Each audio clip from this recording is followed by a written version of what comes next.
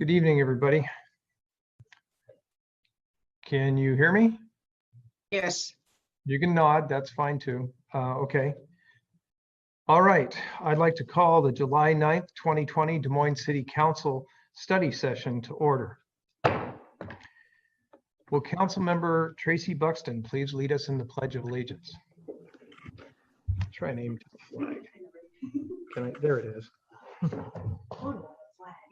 I pledge allegiance to the flag of the United States of America and to the republic for which it stands, one nation, under God, indivisible, with liberty and justice for all.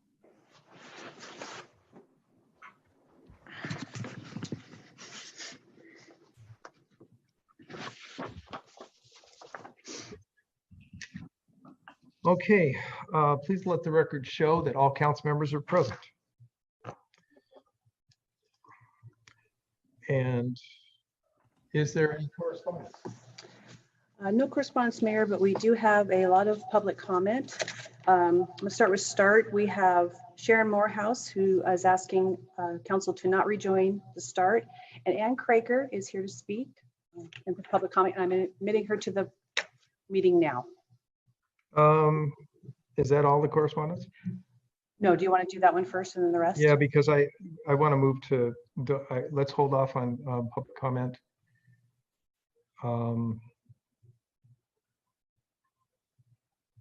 Until we announce the correspondence, and then we'll go forward. I'm sorry if we miscommunicated. Oh, okay. So I have public comment. Do you want to just do START? There's two and then the rest for Van Gaskin. Okay, let's do START, and we'll pause, and I will. Yeah. Then I have a comment to make before we go into the Van Gaskin yes, section. Perfect. Thank you. Okay. And Ms. Craker is in the meeting. Okay. I believe she's muted, at least from what I can see. Okay. Ah, there I am. Hi. There you are. Hi, Ann. Okay, you have essentially 3 minutes to speak. Please state your name and the city in which you live for the record. Okay, I am Ann Craker. I live in Des Moines down in the Redondo Beach area, which you can see behind me in one of those spectacular evenings we've had. So I had two comments, subjects, and one was on the rejoining the START meeting, since that's, I believe, still on your agenda. And that was because I have been one of the only people in Des Moines to be, just as a citizen, to join their meetings during these quarantine times, these virtual meetings. And so last time was, I noticed a couple of things, but last time was a presentation that would have been really useful for everyone to be able to hear, and that was on economic recovery equitably by their new equity officer, and well, two of them. And so afterwards I wrote and said, you know, it's so easy to record during Zoom meetings, and then people could join afterwards. I mean, they could just listen to it afterwards. I mean, this is just, as you all know, without the Zoom meetings, that this has been a pretty easy and straightforward tool. And it was rejected because it was not what people are doing. But so far, I have not heard any particular reason why recording isn't possible or desired. So that would be my big question of like rejoining. Why not do very normal meeting things? Because listening to something in the way it came out actually is way different than hearing it from someone's minutes or someone else's, through someone else's perspective written up afterwards. So that is my request there, is that should definitely be something that can happen before you rejoin. The other issue was on air quality monitors. And the reason that came up for me is because after the July 4th and all of the air, well, as usual, smells like smoke and does for some time. And it's just, I don't know that this year was more than others. How can I just remember it every year. So I thought, well, and afterwards I saw, well, the Department of Ecology sent out, this is what the air monitor was last night. And then I said, well, and then I looked at it and said, like, but there are no air monitors between Tukwila and Tacoma. That's strange. And so then I've started to look into that, and JC's helped me a little bit. I don't understand why that is. Maybe somebody, one of you do. I think it would be something that the cities between these two should get together and ask.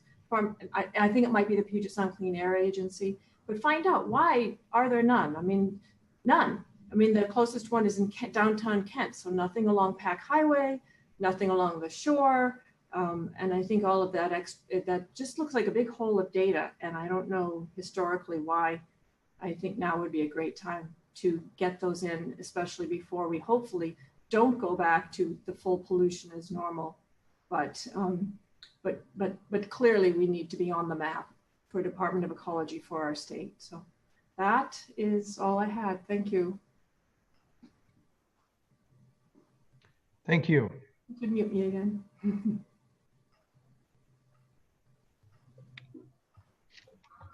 Is that everyone for start? For start, Mayor, yes. Okay.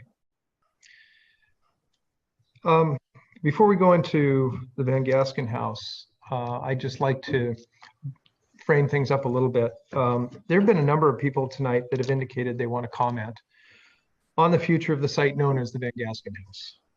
We certainly welcome any and all comments, but I think it is important to note that this isn't just the beginning of the dialogue. We started to have conversations about the future disposition of that property actually in fall of 2018 at our community open house that was based on marina redevelopment. We also discussed it again on September 6th of 2018, and I'd like the public to be aware that that was a city council work study session, and that video is still available on our website. So I just think it's important to know that there's been over a year and a half of comments and dialogue and hopefully shared understanding.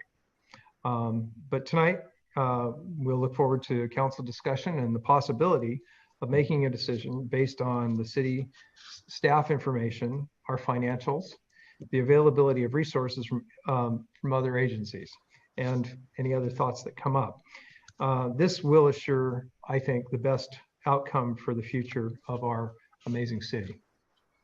And with that, we have, how many people signed up to speak? You want to do written first or the? Oh, go ahead and do the written, and then you'll announce them or bring them in. It's a little different with this time. Yes, thank you, Mayor. Okay. We've received numerous emails for the Van Gasken House, and the following individuals are against the removal of the Van Gasken House. Ani, and if I murder your name, I apologize.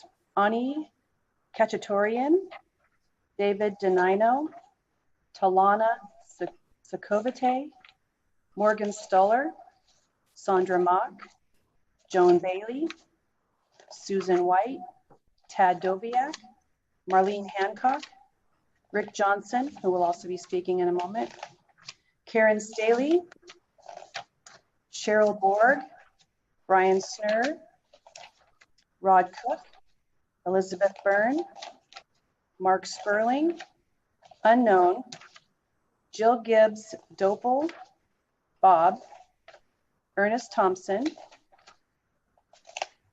Stephen Lusan, Betty Van Gasken, Brenda Lemrick, Amy Tupulotu, Jolene Schwetz, Rita Martin, Bruce Glamon, Aggie Clark,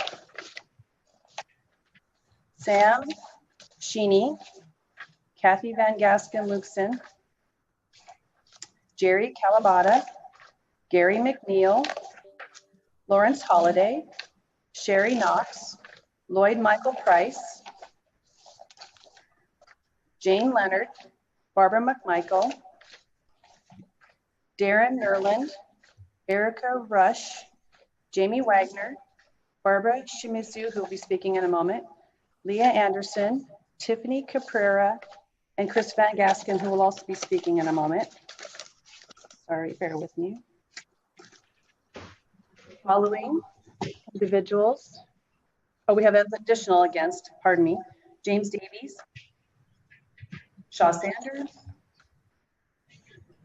Stephanie Studocker, Julia Adams, Nancy Olson, Patrice Thoreau, Jim Langston, and Valerie Constantino. Okay.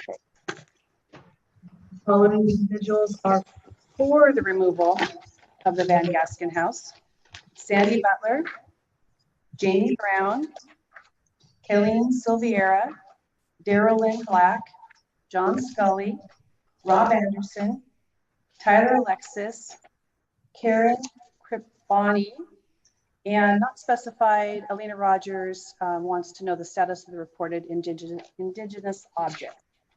And I believe that's all of public comment. And now we have Chris Van Gasken in the meeting for her verbal public comment.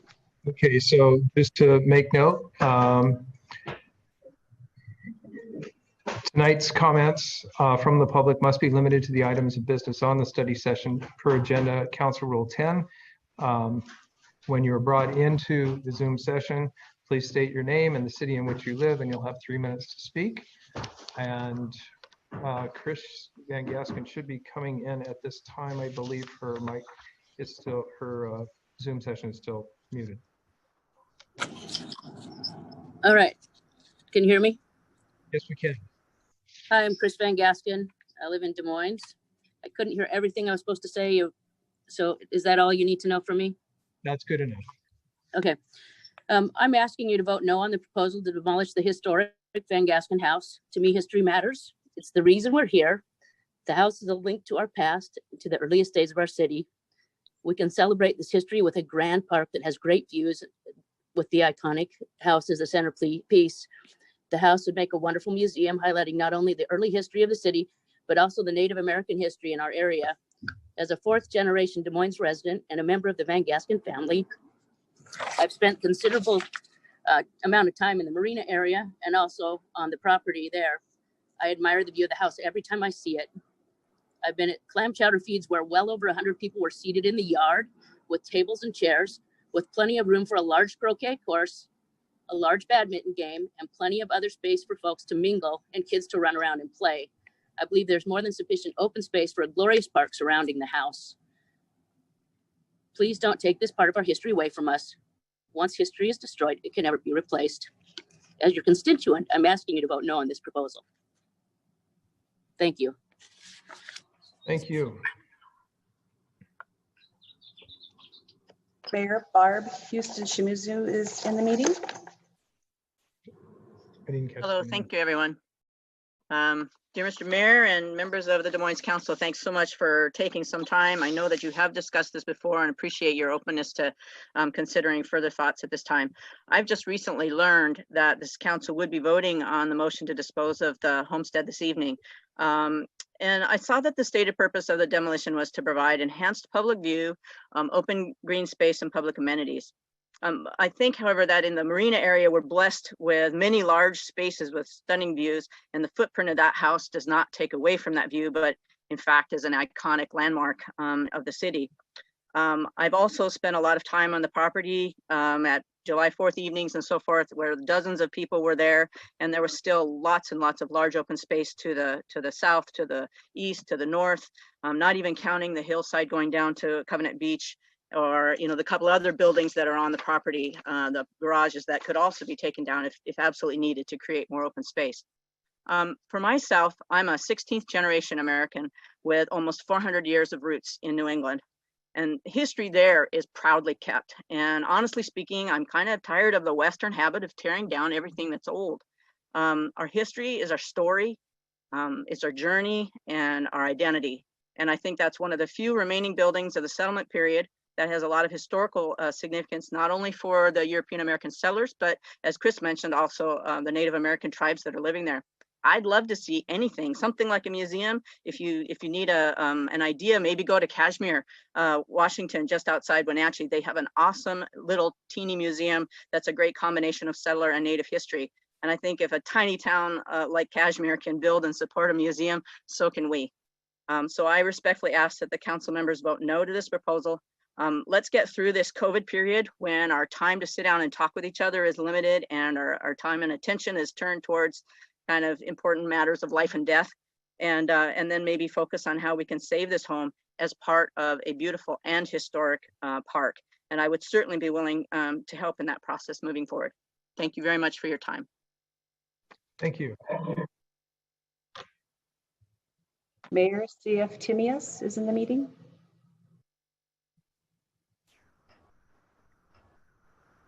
Mr. Timius, as soon as you unmute, you will have 3 minutes with which to speak. Please state your name and the city in which you live. Yes, my name is C.F. Timius, and I'm actually a resident of Normandy Park. However, I am a property owner in Des Moines.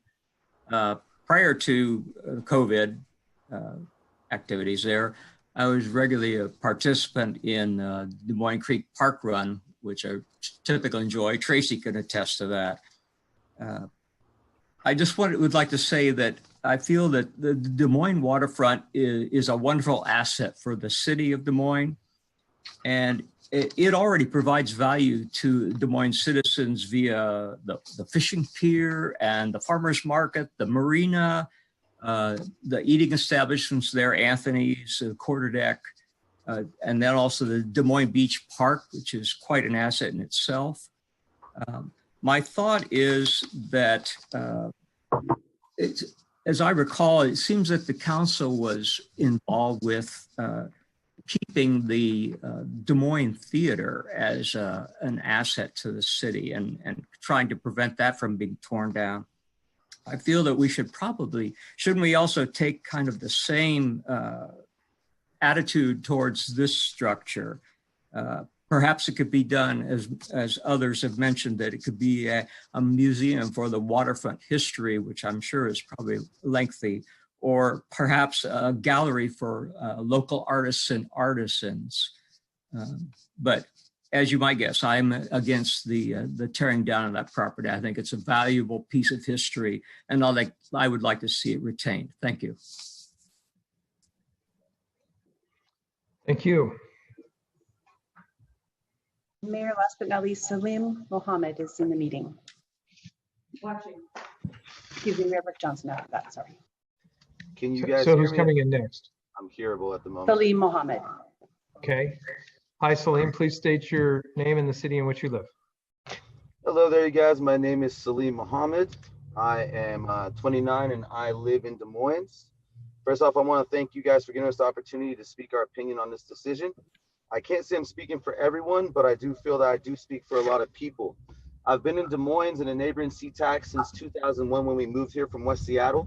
Throughout my tenure of living in this beautiful city, I've had the pleasure of being down at the marina numerous times and seeing all of the numerous viewpoints that it provides. The Van Gaskin House has always been a part of the marina's aura and beauty to me. As your own historical society presents, the house was built in 1889 for Captain William D. Fleming and his wife Jane.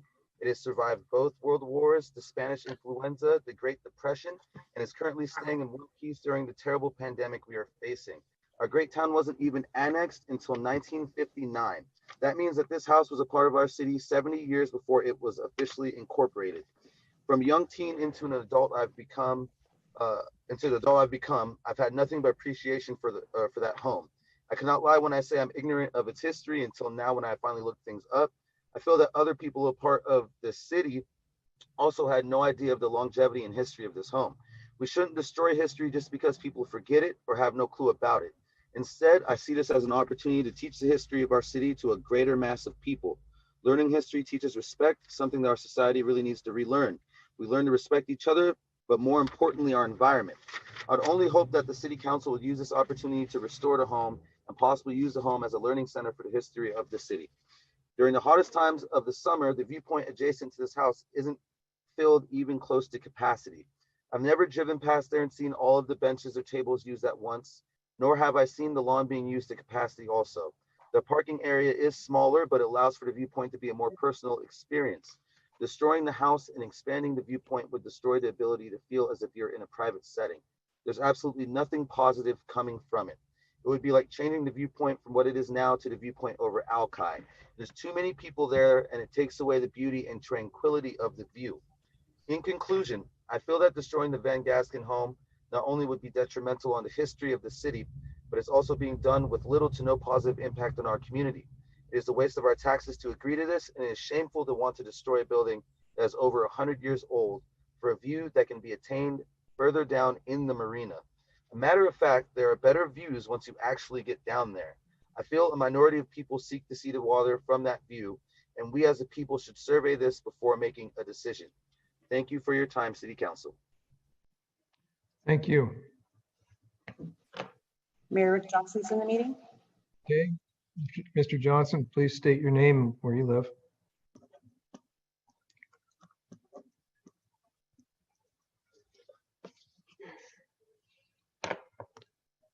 Rick, are you out there? I can see your picture, but I can't hear your voice.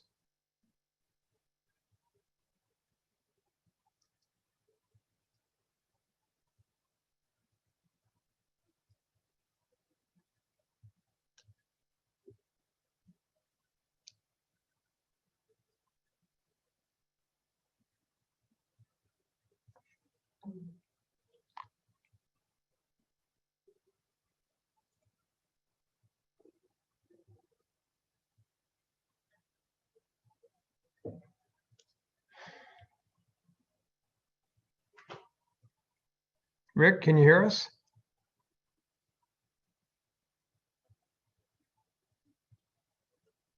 We are not able to hear you.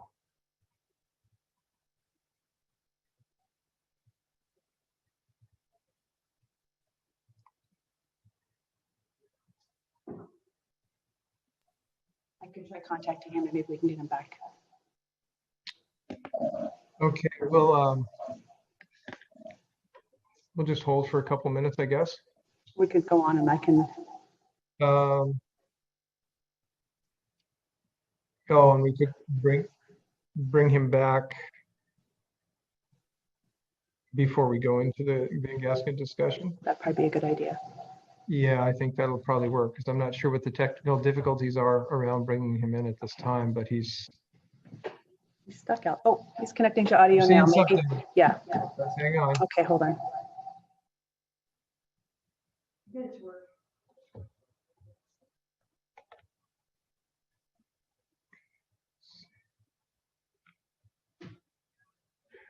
Rick, are you out there?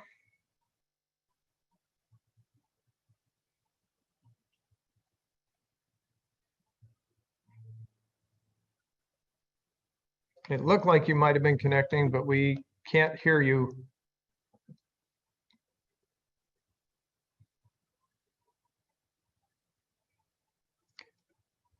Okay, I think what we're going to need to do is move forward and we can see if Bonnie can connect with Rick before we get to the item, the fourth item discussion tonight. Boy, there's another reconnection going on. If this one doesn't work, then I'll just take us to our discussion items.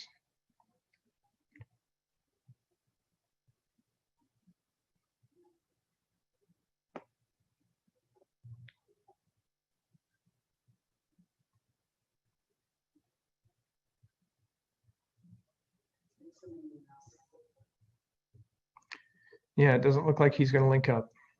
So at this point, I'm going to move us forward to emerging issues in the consideration of time. And our city manager, Michael Mathias, the floor is yours at this time. Thank you, Mayor. What we want to do tonight, there's a couple of issues. Something we have not been able to do, partly based on restraints from COVID. But tonight, what we want to do is provide council and our citizens an update on what departments have been doing, what the workload in the city is. And I frame that within the context of all the myriad of constraints in conducting business that have been a result of the pandemic. So with that, we have a number of PowerPoint slides, and we'll just give you brief updates on significant issues.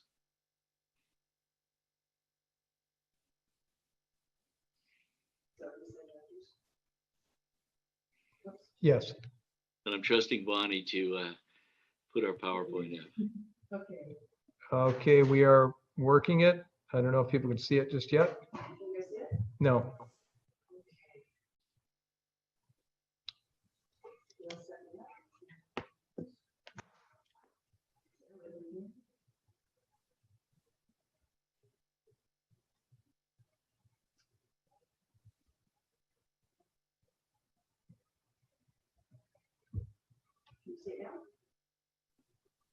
No.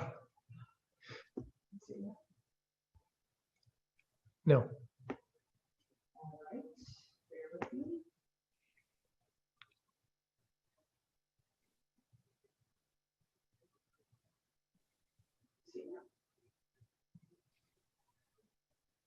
Not yet. No. I'll tell you as soon as I can.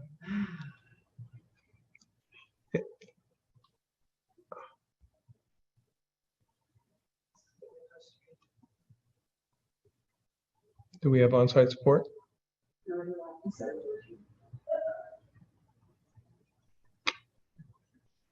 Are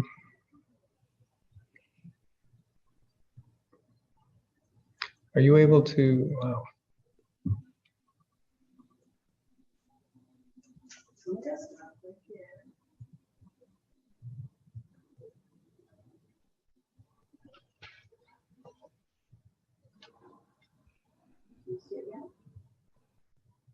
No, I think we're going to need the methodology you guys used last meeting. Yeah, they'll bypass that. I'm not sure it'll be good. Oh. Okay.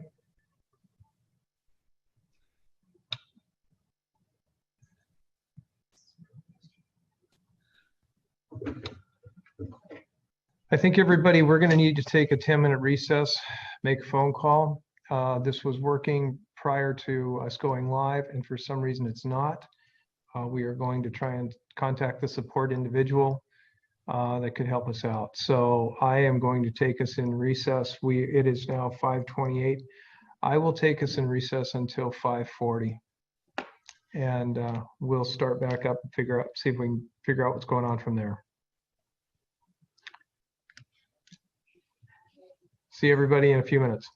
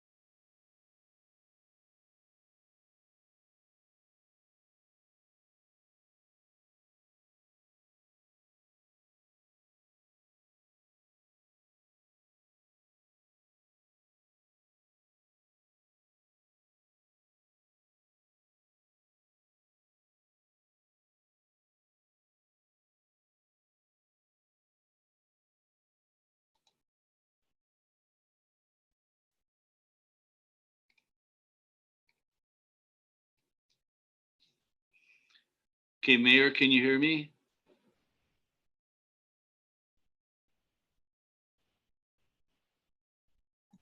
I can hear you, but we now have to wait 6 minutes before we can go live again.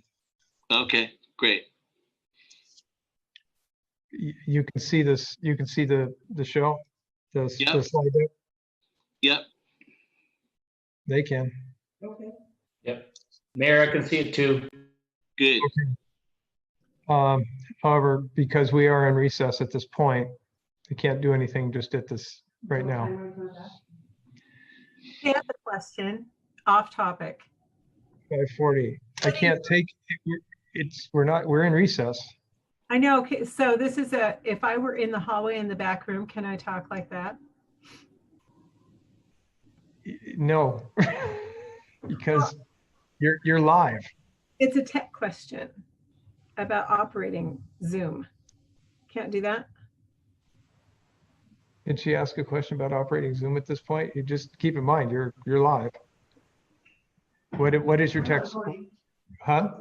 Oh, we're not recording at this time. What is your tech question? When you turn the video off, so you go to the three dots in the upper right-hand corner, you turn the video off and your name appears. Like right now, you just appear as Matt Pina. That's correct. Appears with a photograph. And so I've looked through my video options to try and figure out how to upload a photograph, my mug. And so I'm wondering how to do that. Does somebody know? I don't know if JC can hear this. You can probably, JC might be able to help you with it, or you can Google hack it. All right. Maybe somewhere in the more options.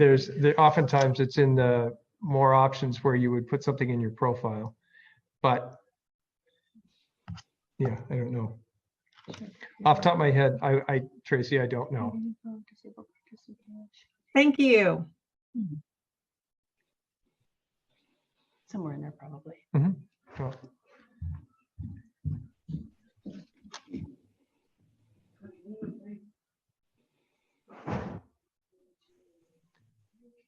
So I can't even. It wouldn't work at first. And then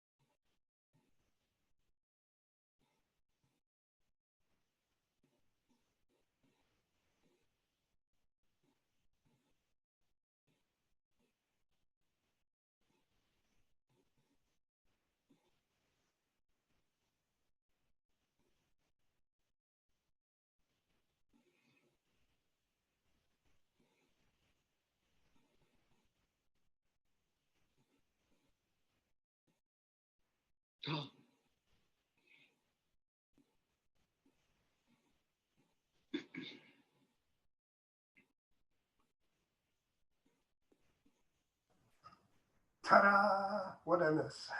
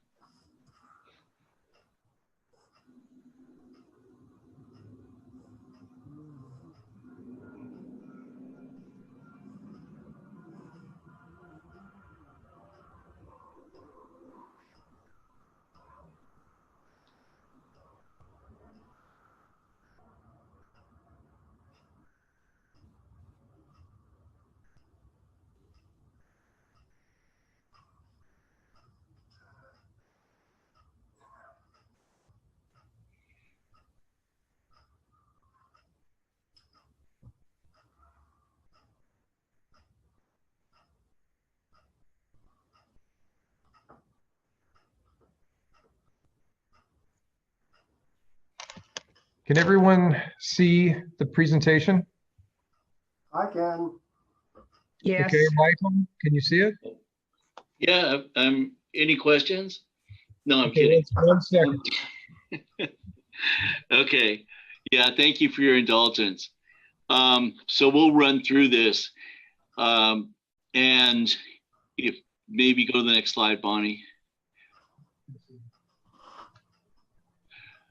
Right. So this is probably more or less from the beginning of the year, but especially the last 4 months. So one of the responsibilities I had was declare an emergency proclamation for COVID, and then work with our first responders and staff on what our COVID response is going to be. We were able to open the Emergency Operations Center. I was involved in chairing ongoing, I think we lost something here, Bonnie. Hang on a sec. I'm going to try one. There we go. Okay. Still on the second slide here. Okay, you guys, hang on. I'm going to try and do it from here. Bonnie, why don't you unshare and I'll try and go from where I'm at.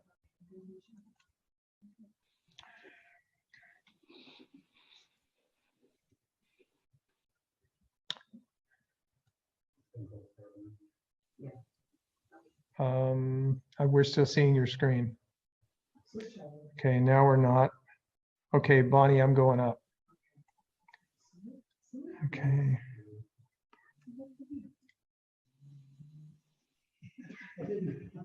And then, you know, it's interesting. No, oh, there we go. Great. Okay. So just continuing on, you know, we opened the Emergency Operations Center, and that was something between the cooperation and knowledge of Dale and Dan, Shannon, our first responders, our police, fire department. We got that opened in a day. And that Emergency Operations Center has been active since that time in March, early March.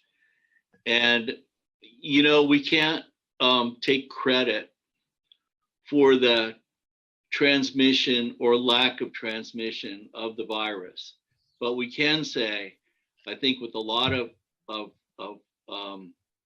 you know, sort of positive understanding of what we've done, that the number of fatalities in Des Moines relative to the number of infections is absolutely small and tiny per capita compared to other cities, and especially now compared to this rebound.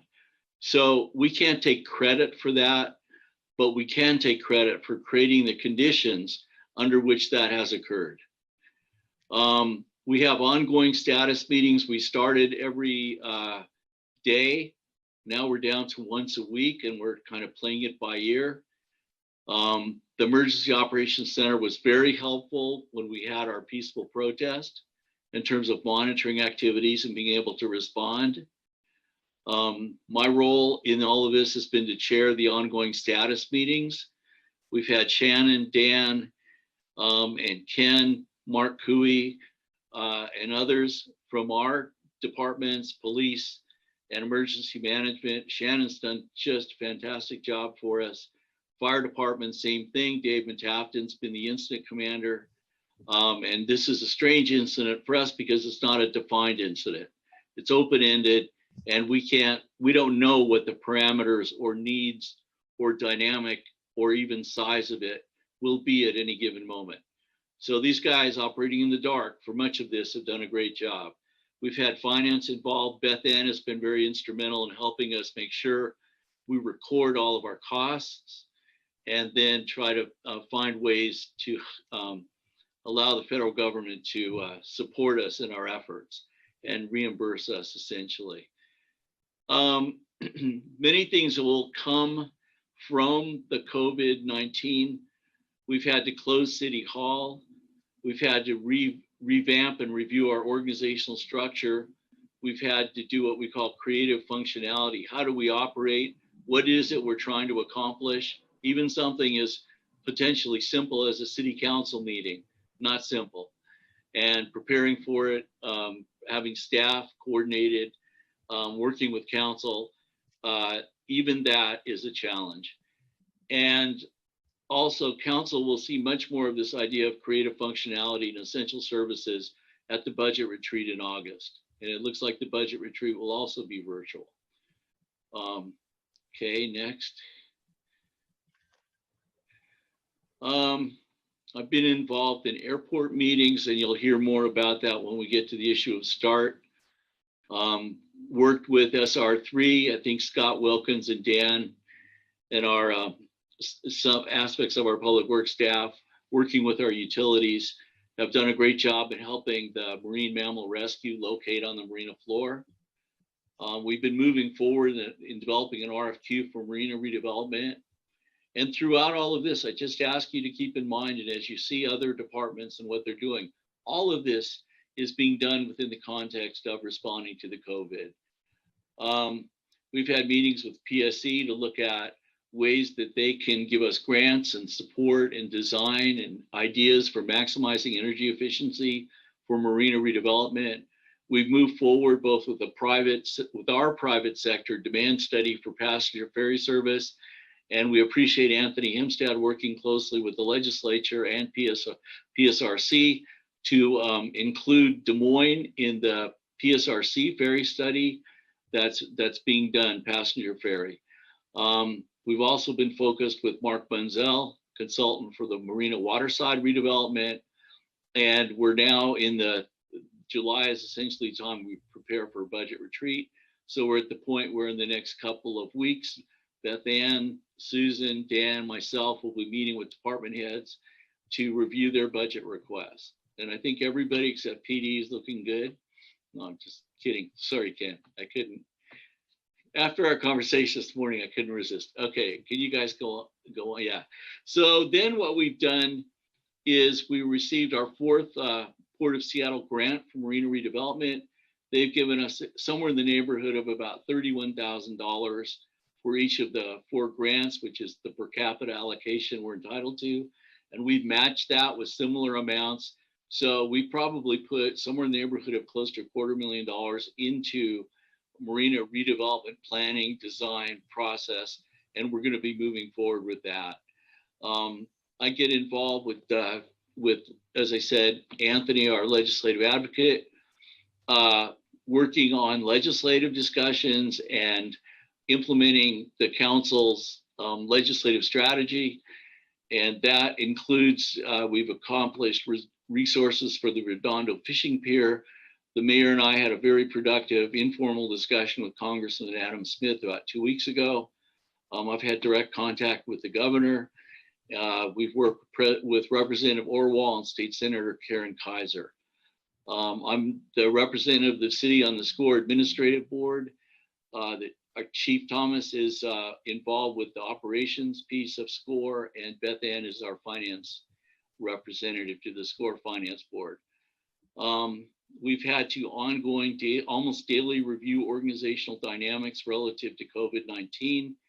And you'll hear more about that at the budget retreat, but we've looked for strategies available through the federal government and through our own efforts to try and cope with COVID, try and respond to the challenges it presents, and at the same time look for creative, positive ways to enhance what we do relative to customer service and all the services we provide to the city.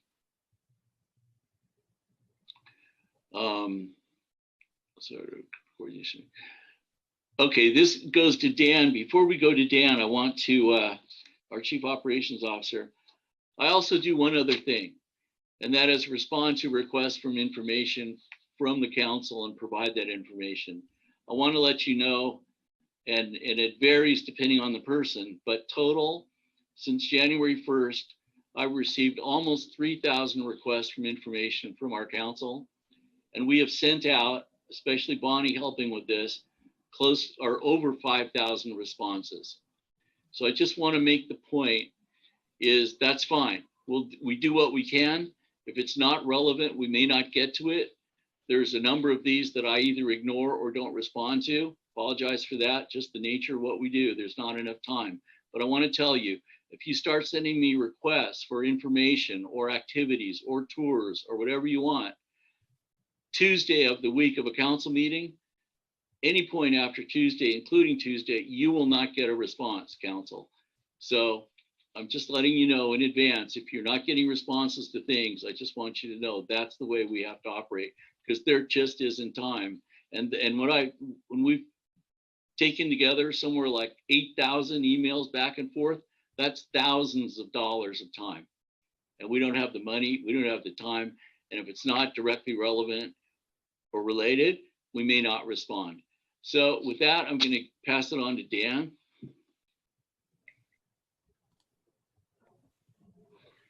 All right, good evening, Mayor and Council. As Michael has alluded to and talked about, a significant amount of the time over the last 4 months has been devoted to COVID-19 response and work through the EOC. I couldn't be happier with the work that Shannon's been doing. She's just been doing a great job keeping the EOC up and running here over the last several months and helping get that organized and set up with our first responders. As this event began to unfold in late February and March, something that's worth noting is the agility and the flexibility of our staff. This is, as we all know, unprecedented times, and really challenged us in many, many ways. And our staff jumped and responded to the occasion. There was some hiccups along the way, but nothing out of the ordinary or what you wouldn't expect from an event like this. And so our staff has responded very, very well to this. And the good news is we can actually take something off of the work program for this year. We no longer need to do a tabletop exercise of emergency management. We have been doing it for 4 months, and we've been doing it well and coordinating well with our first responders, better than I could have ever imagined. And so I'm just very proud of our staff for the work they've been doing on that. I've also been working with the DOT on our SR 509 interlocal agreement. Council, you approved that here recently. That's been executed with the state.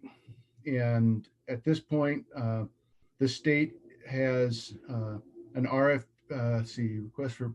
They've selected 3 contractors for proposals. So they're in confidential discussions with those 3 contractors.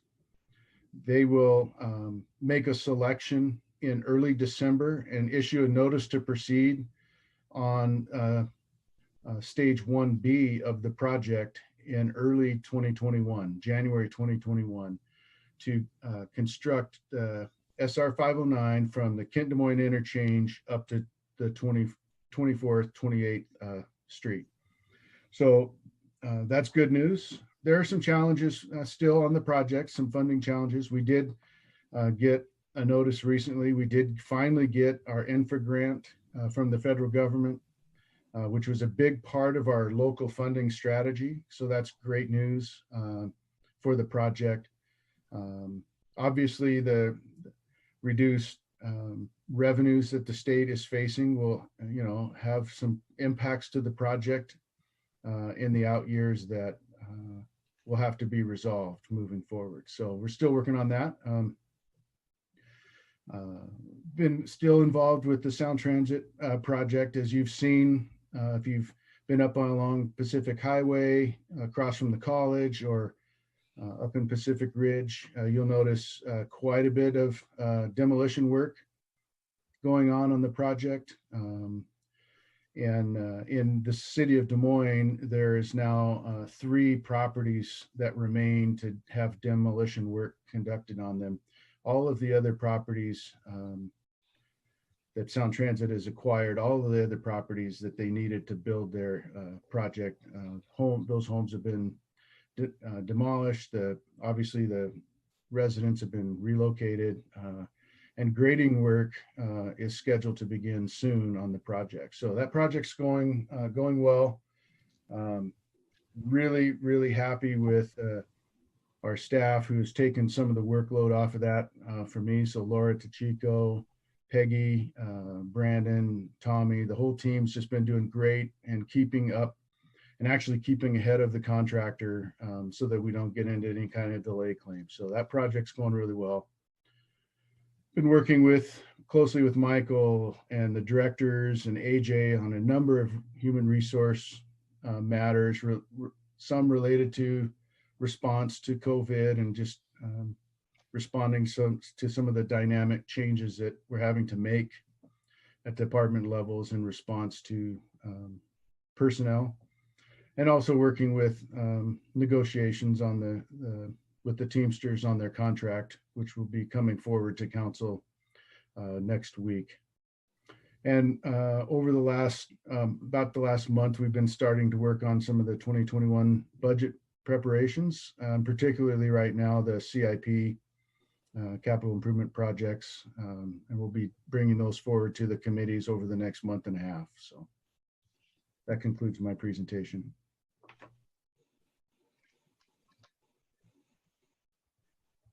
Good evening, Council. Bonnie Wilkins, City Clerk Communication Director. COVID has definitely given us some challenges this past few months. Governor Inslee's Open Public Meetings Act proclamation limited how we were going to conduct our meetings and what actions we could take during those meetings. Something not widely known is that we are one of very few cities in Washington who run our own council meetings, if not the only city. Dale and Chris get us set up each week, and either Tara or I run all the cameras, microphones, and presentations. And sometimes we have some glitches. But with the Open Public Meeting Act proclamation, we had to figure out how we were going to get Zoom to interface with our current system, Broadcast Picks, and to stream our meetings live on Comcast Channel 21 and our website. But our IT department is magical, and they quickly figured it all out. And talking to my colleagues, we are ahead of the game, actually, with a lot of cities and how we are managing our meetings. And I'm thankful for Dale and Chris for all of that. They do a great job. So huge thanks to them for making us look so good. Another huge roadblock was figuring out how to assist the staff and citizens while City Hall is closed and most employees are working remotely from home. So I've become quite good at coordinating Zoom meetings for staff, and we're routing most of our contracts, agreements, and our council packets electronically using electronic signatures and email authorizations. This is great because now we can go to paperless for everything, and we're using a lot less paper and being able to file things away a lot more quicker for staff to access. And claim for damages are sent through the mail and or email, so we're working through that process and getting those claims processed through our insurance company and back out to the customer. And I don't really want to say this because I might jinx us, but we are actually down in public records from first 6 months of 2020 than we were for 2019. But now I'll probably get a ton tomorrow. But Sarah Lee, our public records analyst, has completed her first year and is doing an amazing job. She's right now training Tara for working on public records and fulfilling them, and has been doing so for the past 4 or 5 months because Sarah's about ready to have a baby. So any day now. So COVID has made training a little bit difficult because we have Sarah home working as much as possible to keep her safe. But Sarah's picked it all up pretty quick, and I don't think anybody will notice any difference. And other than just keeping things kind of help what we can do, keep coordinated. Just busy, busy, busy. That concludes my report. Thank you.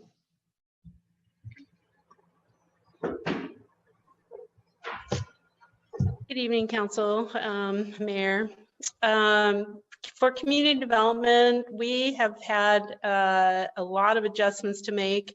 As you may remember, the governor was kind of changing the requirements for construction pretty much daily for a while and weekly. So each time we've had to redo our systems. We've come to the point where all the services are available remotely via email, We have a drop-off system for paper and methods to take payments and all that. So the staff has done an absolutely incredible job of keeping up with that. And construction is essentially all full steam ahead, but with some added workload there in making sure that all safety precautions are followed both by our staff and when they get to a site. So that's really added to the workload, but they're doing a fantastic job.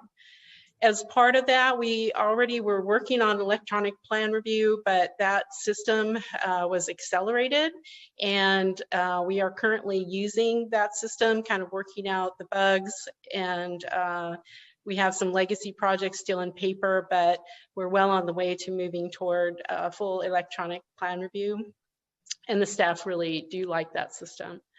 As you know, we finished the flood hazard zone code update and adoption of new maps, and as well, one round of our code cleanup items is complete.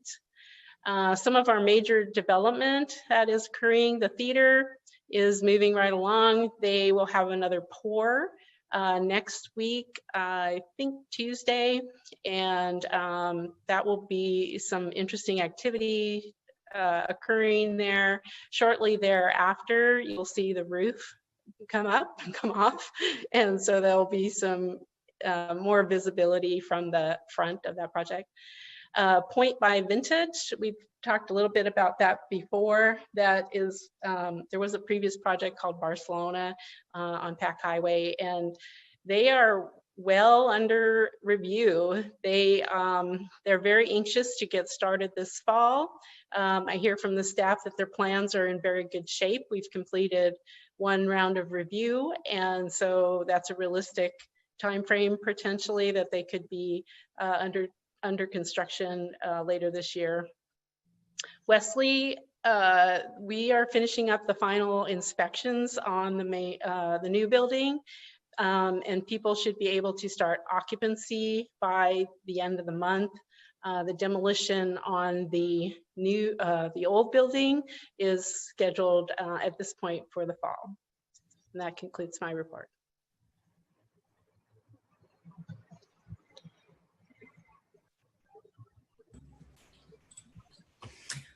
All right. Good evening, everyone. I just wanted to give you a quick update on what the court is doing. We knew very quickly, Jennifer and I, that we would have to completely reorganize the way that we do court. We were aided in that by the state Supreme Court, who issued emergency orders granting fairly broad authority for individual courts to do what works for them. I implemented a number of emergency orders as well in order to give us some time to create our virtual courtroom and get it up and running, which we have done, and it's been going very, very well.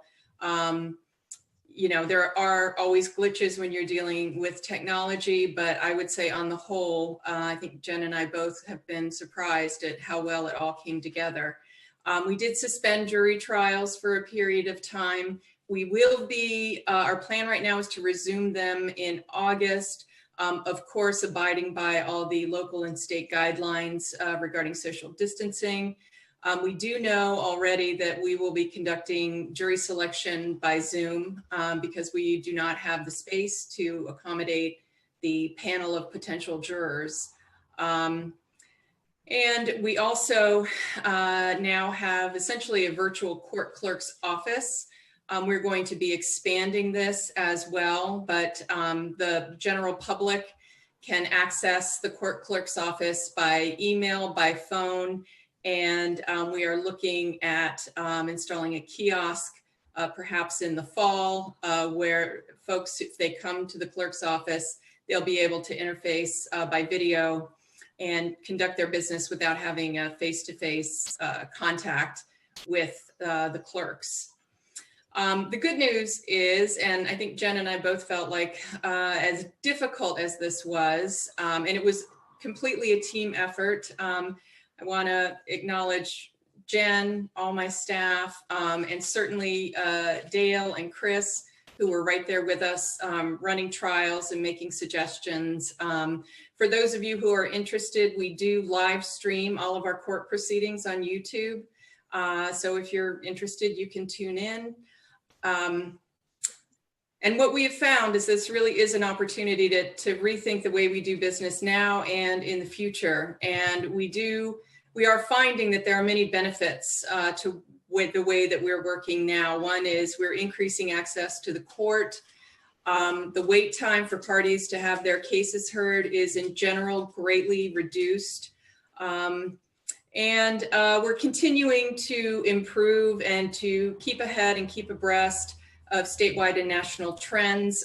We have been reaching out and learning what other courts are doing, not only in our local area in South King County and in the state, but we're learning from other states too.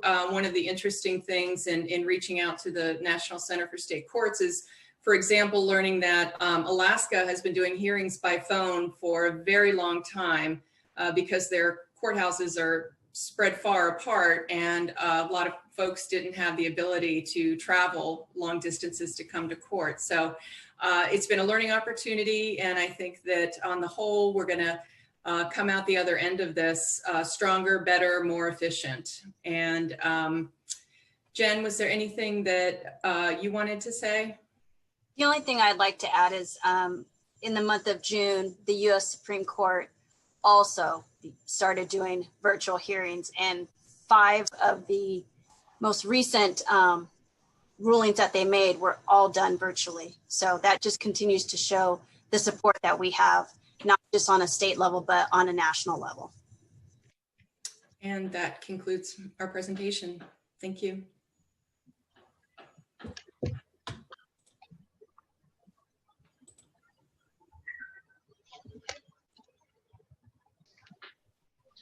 Good evening, Council. Shannon Kirchberg, Emergency Preparedness Manager for the City of Des Moines. Just wanted to give you a quick update. The Des Moines Joint Emergency Operations Center will no longer be staffed as of today. I was up there until about 1:30 wiping everything down. Everything's going to stay set up as is. The room will continue to be completely organized as it was when you came and toured. So if we decide that we need to reconvene it, we can. We'll continue to monitor the COVID-19 pandemic remotely, connect every week via conference call with the executive team here at the city, South King Fire and PD. If we do reactivate the EOC, we will definitely let you know immediately. Emergency management is currently working with representatives from all the different departments in the city, putting together our Safe Start, Safe Return to Work plan. We've had our second meeting today. Things are going good, and we're getting ready for more people to come back to work once we enter phase 3. We were blessed with 16,000 cloth face masks from King County. We were only supposed to get 8,000, but got 16,000. So that was quite the challenge, but with Highline School Coalition accepting 6,000 face masks, we gave some to the police department to hand out to folks that were coming in to get some permits there and get fingerprinted.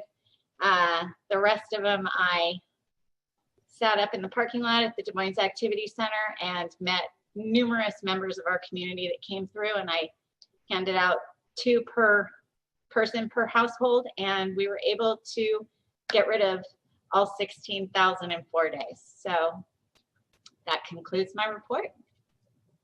Shannon, I have a question. Sure. Given the recent mandate that schools are to open fully, I mean, this is just a mandate, have you had any contact from the Highline School District about help from our EOC? No, I did reach out to Scott yesterday because they were so thankful for the mask that we did give them to see if they needed more. I do know that the initial plan for Highline was to have half of the school in Monday, Tuesday, deep cleaning Wednesday, and then the other half of school would be Thursday, Friday. But as that was just announced yesterday, I I have not heard from them, but they do know that we are here if they need us, and they do know how to reach out to us and how. Okay, thank you. Yeah.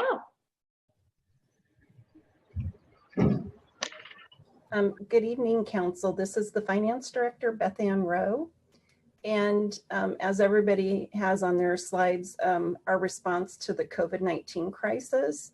What I didn't put down here is that our IT department was able to get everybody up and running with remote computers and whatnot, so we could work remotely, and was able to do that in a very short time. And then as we've progressed through it, Dale, Chris, and Terry Ann have been working with the departments so we can do things more efficiently and using our computer resources. So they've done an outstanding job. Deputy Finance Director Sean Hunstock and my staff has been working really hard to track additional expenditures spent to respond to the crisis, evaluate the impact to city revenues, and work with staff to receive local, state, and federal assistance, because we will try to maximize getting as much other people's money in as we can, since we're still not certain how long this is going to last and the total impact to our current budget and to our 2021 budget. We've completed the 2019 Comprehensive Annual Financial Report, which is currently being audited by the Washington State Auditor. They are doing this remotely, so I'm really proud of my staff. We've been working at keeping records electronically, which has been actually helping us a great deal during the audit. And we've been having weekly status meetings with the auditors through Zoom. Also, we thank the council for approving changes to the code and the contract with File Local. We've been working on the File Local implementation, which is a web portal for payments of business licenses and B&O tax returns. We went live with that on July 1st, and we have been receiving business license applications and been approving them. We're doing a phased in approach because right now you can't renew online. That will come towards the end of the year. And then second quarter 2021, we're looking at doing a web service. So currently right now we're doing a lot of manual approvings behind the scenes. So there's more to come for this implementation. We've sent out budget instructions to the departments for the development of the 2021 budget, and have received information from those departments. And as Michael and Dan said, we'll be meeting here in the next couple of weeks to pull together the information for the budget retreat.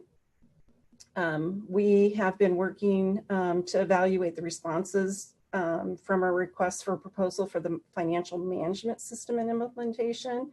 And on the meeting for next week, I have a recommendation for a selection for the system. And that's what we have been up to. And I just have to say, staff has been doing really well, working remotely and getting things done. Thank you very much. Before I move to the next slide, it was brought to my attention that I had missed a communication. I apologize to everyone. I see, here's my camera's off so I can share my screen and see the full screen. So I apparently missed Councilmember Nutting. And I still can't see you on the screen at this point. Is there something? Yes, Mayor, thank you. All I had to say is that to elaborate on the Highline Public Schools, they will be doing a 2 days on, 1 day deep cleaning, and 2 days more. Also, they are offering a stay at home for those that don't feel comfortable for their children to go to school at all. And they will be offering that at their quarter semester break, if you choose, that you can send your children to school that is when you can make changes. So I wanted to elaborate on the fact that it's not just going to be Monday, Tuesday, cleaning Wednesday, Thursday, Friday. It's going to be, yes, that's what it's going to be, but a hybrid also of allowing your children to stay at home fully and distance learn. And then if you choose to, that everything's okay, you can send your child back, but you have to let them know before the semester break. City Manager Matthias, I've just interrupted your presentation because I missed that. Do you want to pick up from here? You're muted.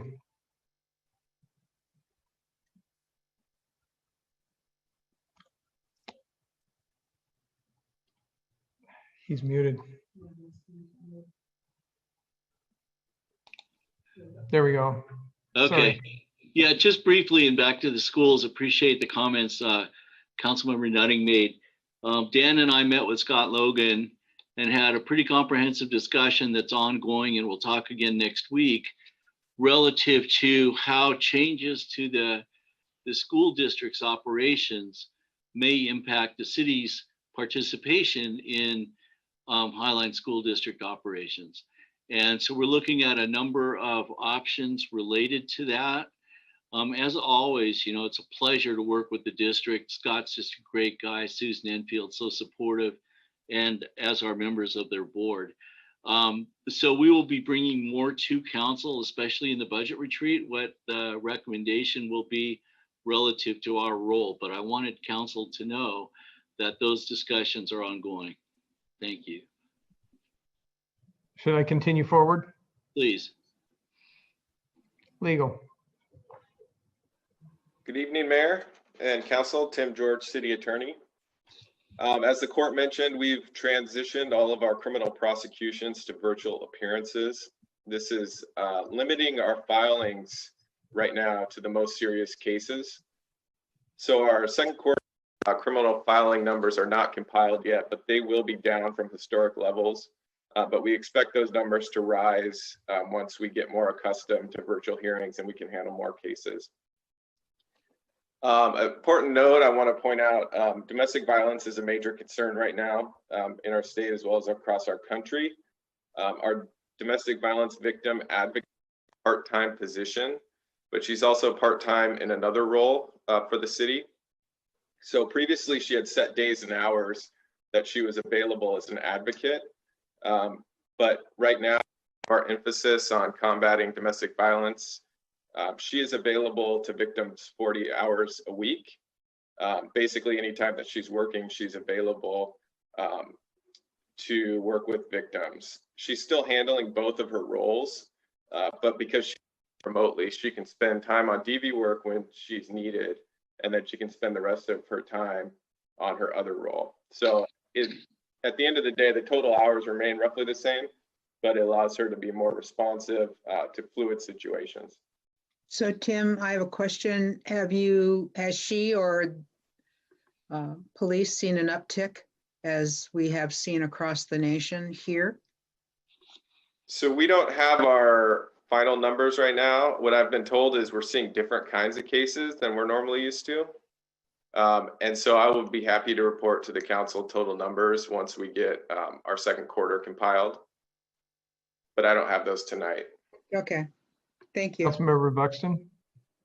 So Tim, is this being considered a COVID-related decision that's going to be temporary for as long as COVID exists, because these changes in incidents are related to COVID? Can you comment on that? Or is this going to be an ongoing permanent change? I think it's on the person that we have in the position. Right now, she's part-time in this position and part-time in another city position. So she's working for the city 40 hours a week. So that's not typical. Usually we'll just have a part-time domestic violence victim advocate who's not available the other half of her time. So this works out well. And then working remotely allowed her that flexibility to be available for victims 40 hours a week because she's not in two separate offices. like she'd previously been. So it works out well, and it's definitely something we would consider moving forward. I see Councilmember Nutting and then Councilmember Harris. I just was from a money standpoint, do we need to change things around? So we need to expand the position for the budget to move forward here? I don't think that we need to expand the position right now because we have flexibility with her working remotely that she's available 40 hours a week. She's not working 40 hours a week as an advocate, but she's available 40 hours a week. So I don't think that we're not asking to expand the position. Councilmember Harris? Unmute, please. There we go. Sorry, the space bar isn't working. So Tim, this isn't really directed to you, but it would be a good thing if the website, like right on the front page, had contact information for the victim's advocate. That's my comment. People ask all the time, it seems, for how do I reach the city for various services, and it's just kind of hard to find. So that's all. Information is provided by police officers at the scene of domestic violence cases, so they get her information right there at the scene. She's also under the legal. Yeah, I'm just talking about, just people looking for resources. Okay, so I see City Manager Matthias and then Councilmember Buxton. Yeah, can you hear me? Yes.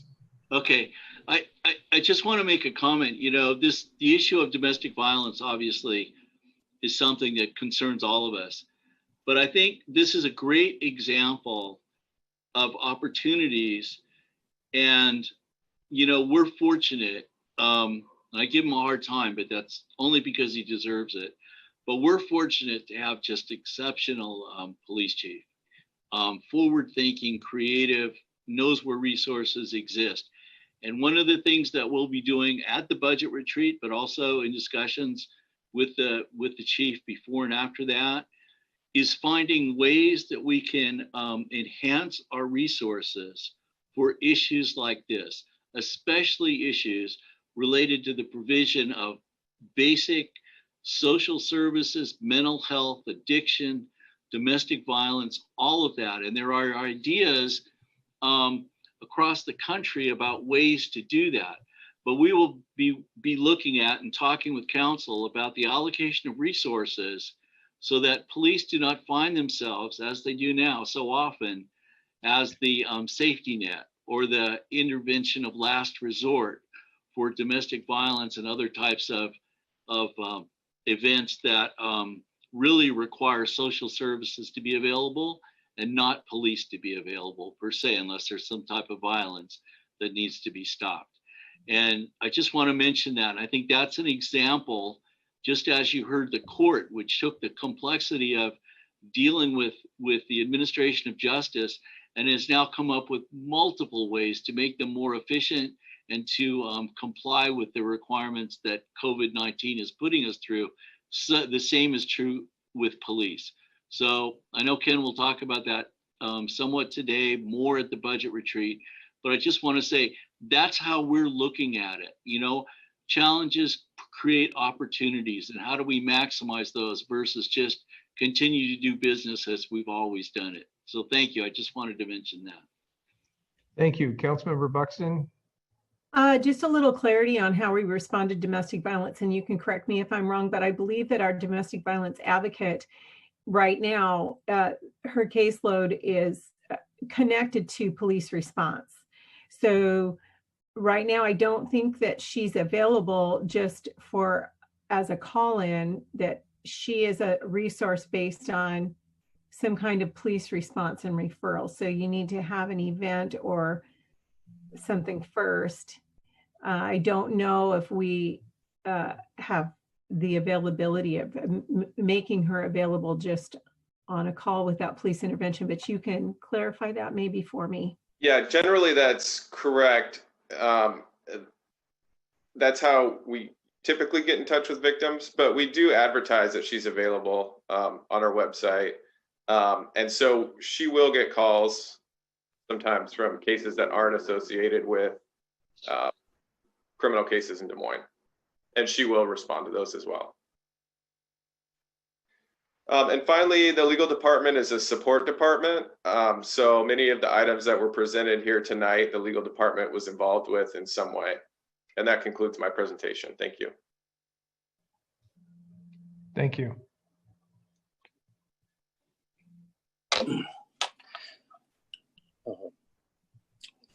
guess it's me. Thank you, Mr. Mathias, Mayor, City Council. Scott with your City of Des Moines Marina. It's nice to see everyone, and I hope you all are doing well. As you all know, the marina provides liveaboard moorage for some tenants and has a public fuel dock. So at the beginning of this pandemic, the marina was considered essential service. So our service aspect and our maintenance never closed. We've been open the whole entire time. We did close our office, but we were there working at that time. I'm very fortunate that everybody's taken their precautions and everyone has remained healthy throughout this, and happy about that. During the last few months, the marina did have 8 scheduled yacht clubs that canceled, which affected our revenues in both guest moorage and fuel sales for the months of March through May. You figure 120 to 160 boats, large boats that didn't come, and that's a lot of fuel that wasn't sold also. I am pleased to say permanent moorage has been strong throughout this entire unfortunate time. And at the present time, we're 100% full. We have 2 slips, medium size, that are available for revenue, and we're going to keep them and reserve them for any emergencies that might happen. And for this, I got to give kudos and thanks to Tara and Katie. They've been doing an amazing job in the office, being it's closed. They're still doing all the billing, working with parking, working with tenant issues. And over the last 3 months, they've successfully signed up 60 new tenants to the marina without any issues. These aren't returning customers. These are new tenants to the marina. And this is people taking pictures of insurance cards and sending them email, and we're mailing and everything else. And they've just been doing outstanding. Secondly, it's unfortunate with all that's happened, but in May, we're unable to properly celebrate the 50th anniversary of our marina. So maybe next year we can do happy birthday 50+1, celebrating next year. SR3, they're getting closer. We did run into some hurdles early on, right underneath the surface of the asphalt. We found huge bulkheads, previous foundations from, I believe it was an old marine store. So we got through all that and things are moving forward, and Casey is shooting for a late August opening. So looking forward to that. I'm excited to say the marina was awarded a state boating infrastructure grant, a big grant. It's in the amount of $81,575. This grant will enable us to upgrade all the power throughout guest moorage, which will meet the growing needs of the larger vessels, such as these boats now are coming with ice makers, washer and dryers, microwaves, and they draw a lot of power. In addition to those upgrades, the grant will also fund the installation of a backbone needed for electric charging stations to accommodate the future needs of electric boats. And if you want to go on and look at something, there's a company called Alva, A-L-V-A, Alva electric boats, and there's also Green Line hybrid electric yachts. It's pretty interesting to see. And lastly, when visiting the marina, say hi to Chandler Williams. She's an internal applicant from the Park and Rec Department, and she's been hired to fill one of the 2 newly budgeted 2020 permanent positions with the marina. She brings to us a bachelor's degree of science in marine biology, and she also holds all her advanced open water and deep water scuba certifications. And that concludes my report. Thank you. Thank you.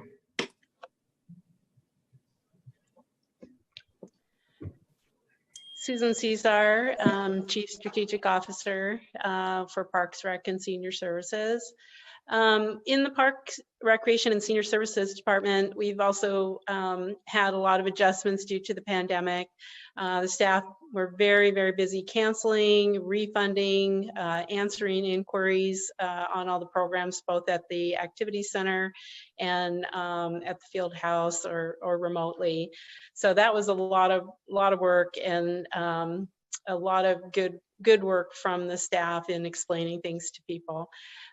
We did come up with a virtual Camp Chaos, and that is in progress. The participation in that started fairly small, but it is continuing to grow, similar to what we saw originally with our lunch program at the activity center. So that's a great program. The parents are appreciative that we're having that. Midway Park update, I did send a link out earlier to an interview. There was an event held this week at the park by the Ray Foundation, which is the charitable arm of the Seattle Sounders, in conjunction with the Storm and Symetra Insurance. They are finished with the resurfacing on the court, and it looks fantastic. If you haven't gone by there to give it a look, we may see some additional media come out. I think that we'll forward that as it comes to light. There is also our Parks Recreation did the virtual clinic this afternoon. I haven't heard on how it went, but t-shirts, balls, and everything were delivered yesterday, and then they were planning to have a clinic run by the Sounders today. At the activity center, that continues to be very busy. That never did shut down. We just shifted to a lunch program and also being there to give our seniors a call, send cards on their birthdays, and just be there for a friendly face when people need to reach out by phone or when they're getting their lunch.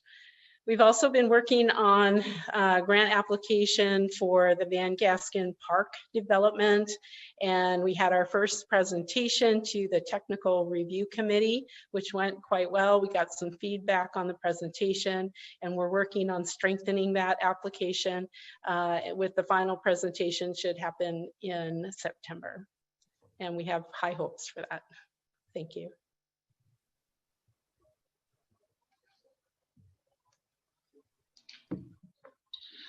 Good evening, Mayor and Council. For the police report, first, I would like to start with a report on the 4th of July and department operations. We had 62 fireworks calls. Our officers wrote one ticket, $500 ticket for letting off fireworks. We did give 25 warnings, and we seized several items of fireworks. We staffed up the city with officers on overtime to help respond and deal with those calls, and provided a very strong presence down at Redondo. Prior to the 4th of July, similar to last year, we put out, in conjunction with the city, digital signage and a social media campaign to remind people that fireworks were illegal. So that's basically what happened with the 4th of July this year. Thank goodness, no fires and no serious injuries to any of our residents in the community. So.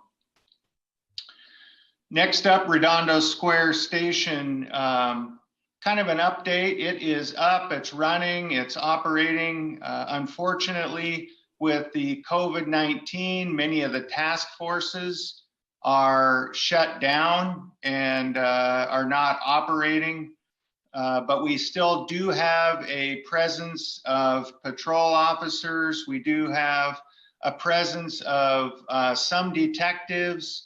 And I am going to participate in a phone call next week with Representative Tina Orwell and King County Mental Health, because we want to get the mobile crisis team located down in South King County, or part of that team located down here, as currently it's in downtown Seattle. So we are looking to open up a portion of our Redondo substation to King County Mental Health, so they can be down here right in our community to assist with the response to mental health issues.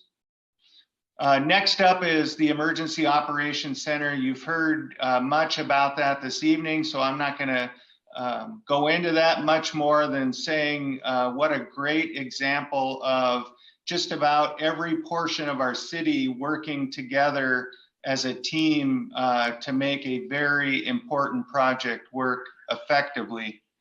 The police department just here recently, we're providing increased access to the public. Concealed pistol licensing requires, especially with the initial license, you need to be fingerprinted. We had that shut down for a long period of time due to COVID. We've now opened that up to get the fingerprinting done on 3 days per week. If you call in and make a reservation, we then take significant precautions, but we are allowing that to continue. And then a vendor has been identified and selected to process registration and payment via a web-based system for both alarms and pet licensing. And we've also put a drop box out at the front of the police lobby for collection of any payments or any documents in order to work more effectively during this time of COVID. We have started our drone program. 6 of our officers, 4 patrol officers and 2 detectives have been trained. We've got all of our FAA certifications, and that program is progressing very well. With the decrease in public outreach right now, especially due to COVID, and then as we move forward, Tanya Seaberry, our community outreach officer, much of her duties are now going to transfer over into parking enforcement, so we can better manage the Redondo parking lot and other parking concerns throughout the community. We just got a new in-car dash camera program through WatchGuard put into all of our patrol cars, and our detective interview rooms are also outfitted with audio and video cameras. So it's been busy. We're adjusting and adapting, but doing a very good job. Our officers are doing a wonderful job as we navigate through this time of COVID and police reforms, and so we're hanging in there and things are going well. Councilmember Bangs? Yes, Chief, can you tell me or remind me, do we have drones now? And if so, how many? We currently have 2 drones, and we are looking at purchasing at least 2 additional drones. And these were all purchased through a federal grant program. Okay, that's interesting. So just at the top of my head, so during the next July 4th, you'll be able to fly around the community and see where people are letting off illegal fireworks? Just joking. Just okay. Joking. Just joking. Thank you. Councilmember Harris, you're on mute. Chief, would you be able to provide any comparison between this year's July the 4th and last year? You know, just anecdotally, do you think it went better or about the same? Or? You know, last year we had the event down at the marina, so it's kind of comparing apples to oranges. Overall, We felt this year seemed to be fewer calls for service. We had it staffed up on the street much stronger, where most of our staff last year, or at least half of our staff, was down dealing with the fireworks show at the marina, where this year all of our staff on duty were focused on a very quick response to calls for service and fireworks complaints. Okay, last year seemed to be the first year that we had really put a lot of effort into this for quite some time. And now that we're 2 years into it, I just wanted to see if you think the added effort is paying off. Well, I think it is positive, and I think it's going in the right direction. I've been a police chief long enough that half my friends like me after the 4th of July and half my friends absolutely hate me after the 4th of July, because you either love to let off fireworks or it terrorizes you and it terrorizes your animals. And both, there's a no-win, absolute no-win for the 4th of July if you're a police chief. So I try to stay right down the middle on that, but we feel it went pretty well. Thank you for the hard work.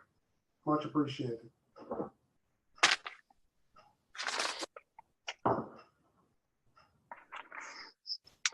Okay, can everybody hear me? Yes.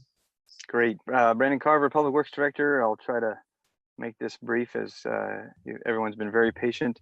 It's not a bullet, but I just want to note that our Public Works crew is back full force. And so they're kind of playing catch up, obviously, after the challenges with COVID. We are down 4 FTEs, and we're kind of rehiring those, or we're in a kind of a holding pattern just to wait to see how the budget picture unfolds. As you're aware, the council may be aware, we're continuing to work with National Marine Fisheries on their concurrence with our bulkhead project permit, and it's been challenging. We're in communications as recent as today, and so that's ongoing, and we're trying to get that project out the door. We'll probably hear some more about that later. I have some pictures because I think they demonstrate the fact that although we've been kind of locked up or cooped up, there is work going on, and I think it's important to celebrate that success.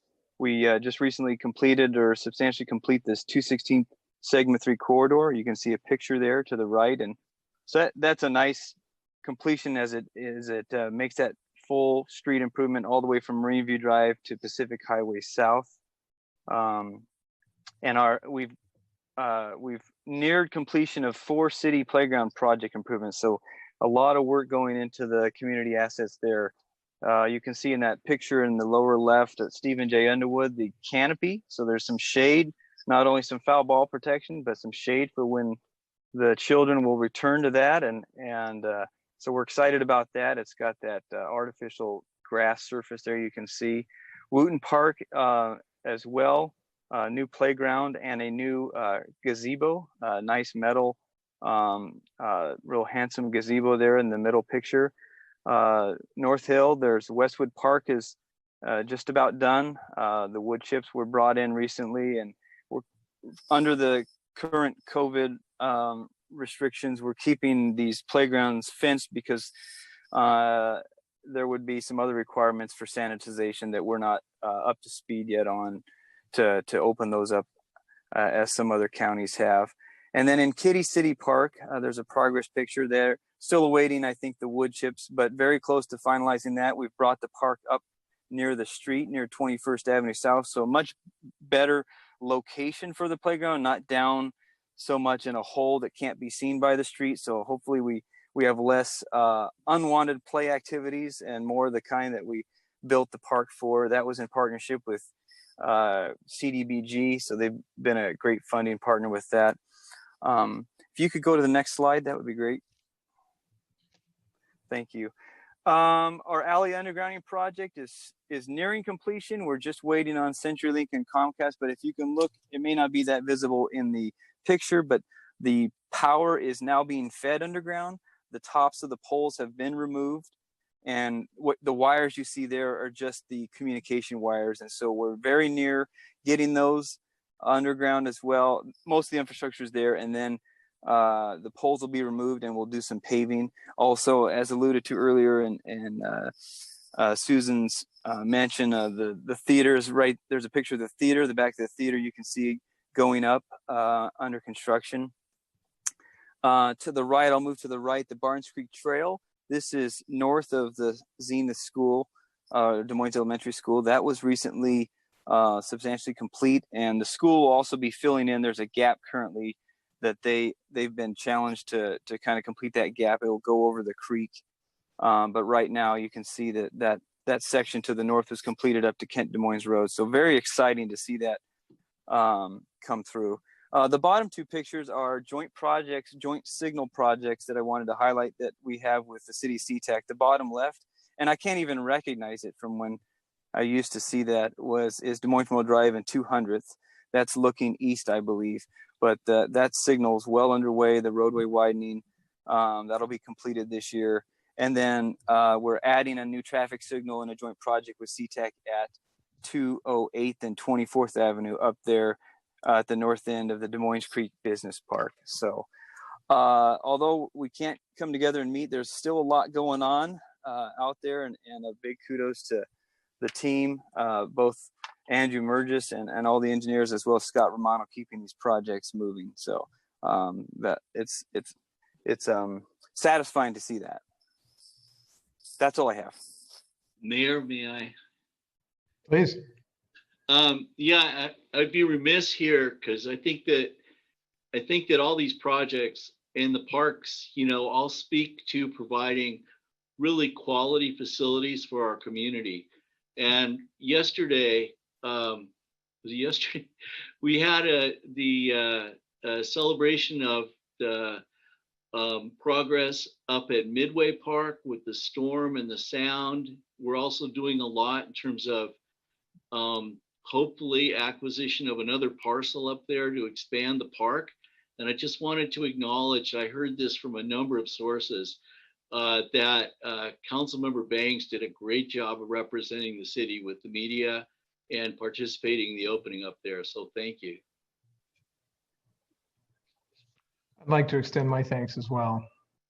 It was a really great event. I wish they could have shown more during the few clips that they showed, because the surface and the kids playing, they really had a great time in that short time that we were there. But there's going to be a grand opening, I believe they said in August.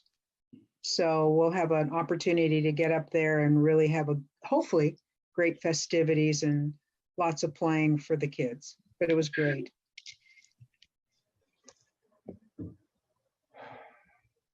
That looks like the last slide. It does. All right. So now we'll be moving on, and the item we're going to be talking about is consideration of future City of Des Moines participation in the START, which is the Sea-Tac Airport Stakeholder Roundtable. So with that, I've got a brief PowerPoint to show you. Although I think we're learning in virtual terms, brief is a dangerous word to use. Let me see if I can find it. Okay. Oh, we did. Oh, one moment, please.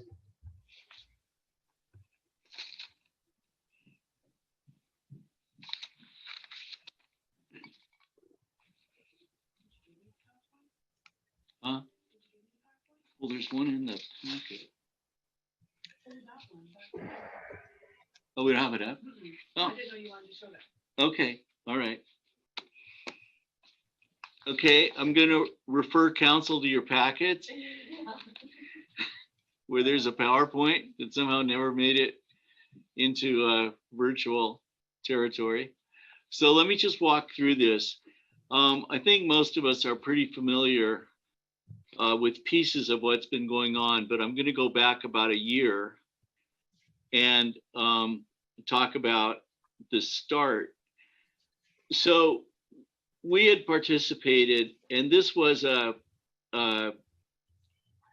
sort of a committee formed by the airport to include the FAA, the airlines, and 6 cities that are affected by airport operations. And it was the city managers had met with Lance Little over a period of maybe 6 months and established some rules and some process. And as we were going forward, meeting with the START, I think there started to be we started to become aware that there were some problems with how the START was operating. They had representatives from the airlines who were not sufficiently high up in their organization to make decisions that could affect operations, that could solve problems of impacts on the cities. The FAA was reluctant to engage particularly. The airport, and it became kind of, in some respects, and I don't want to be disrespectful here, but we've always had the issue that it was someone else's problem. And so, you know, the FAA would say it's the airlines, and the airlines would say it's the airport, and the airport would say it's the airlines. And so we had hoped that the START would help clarify who was supposed to do what and how we could go about creating some changes. And I do want to acknowledge that I think the director of the airport, Mr. Lance Little, had the best intentions at heart. But there's some, you know, structural problems in how solutions are derived. So that was all happening about a year ago. And then the Port of Seattle held a remote meeting in Kirkland, and they passed some legislation and allocation of resources for the Sustainable Airport Master Plan, the SAMP, in order to do some design work and start some near-term projects. And one of our main focuses in scoping of the SAMP and comments by the city, our city, and especially supported by our SEPA official, who's Susan, and by our national consultants that we contracted with Burien, Sea-Tac, Normandy Park, and ourselves, was that the port was starting to break off near-term projects and address those projects. And we felt that they were violating at least SEPA, possibly NEPA, the National Environmental Policy Act, but definitely the State Policy Act, Environmental Policy.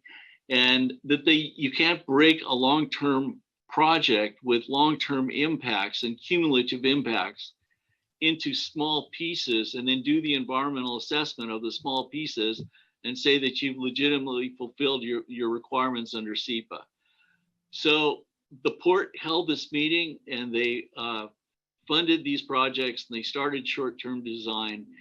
And after some mutual discussions, the cities of Federal Way, Burien, and Des Moines temporarily suspended participation in the START in order to make the point that we thought that was not fair, and it was not consistent with statements the port had made, the airport, to kind of honor our concerns and provide input, allowing us to provide input for potential impacts.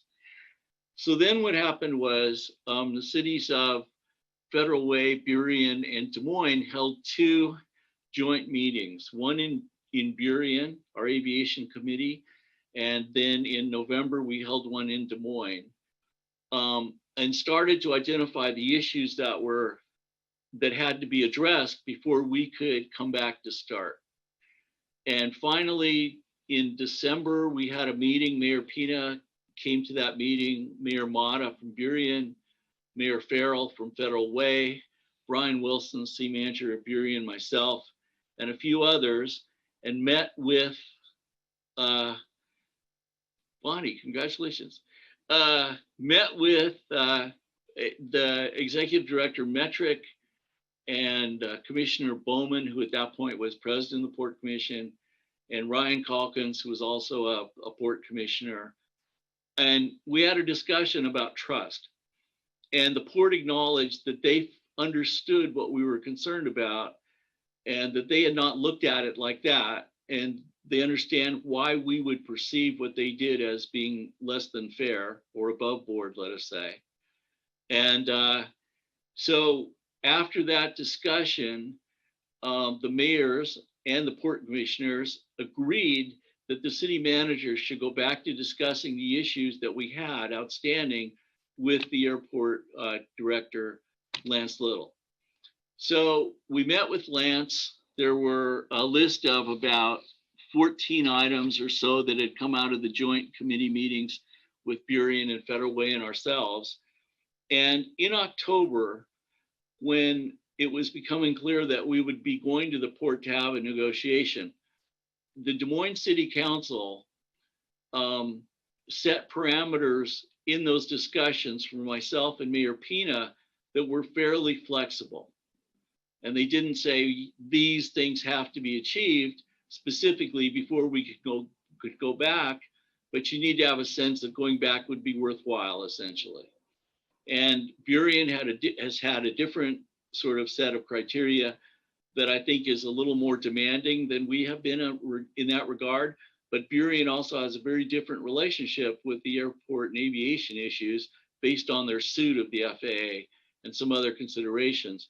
Federal Way probably has less concerns other than in Marine Hills, where they suffer noise impacts. And not to underplay the role of Federal Way or their needs in any way. So we started to think about, well, could we re-engage with START? And I had a very positive phone call with Lance Little not too long ago.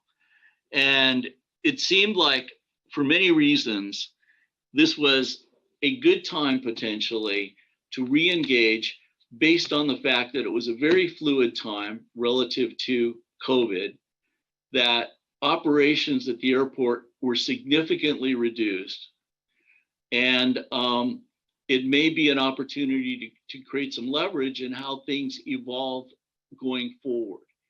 And it was interesting, Karen Kaiser, Senator Kaiser, was on TV the other day talking about the process of selecting a second airport and in the state of Washington. And she made the comment, which we completely believe and agree with, that Sea-Tac is at capacity now.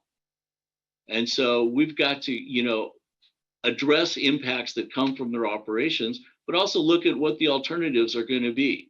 And what's the meaning of COVID in the long term relative to airline traffic and transport of goods and all these different things. So I talked to the chief of staff for Mayor Farrell about the possibility that we could rejoin START, and they said that they would be watching what we do and in all likelihood would want to join with us in that process if that's the direction we took. Burien, slightly different aviation advisory committee structure than we have. Councilmember Nancy Tosta chairs that committee. The mayor goes to those meetings, and they are a little more complex in how they approve actions.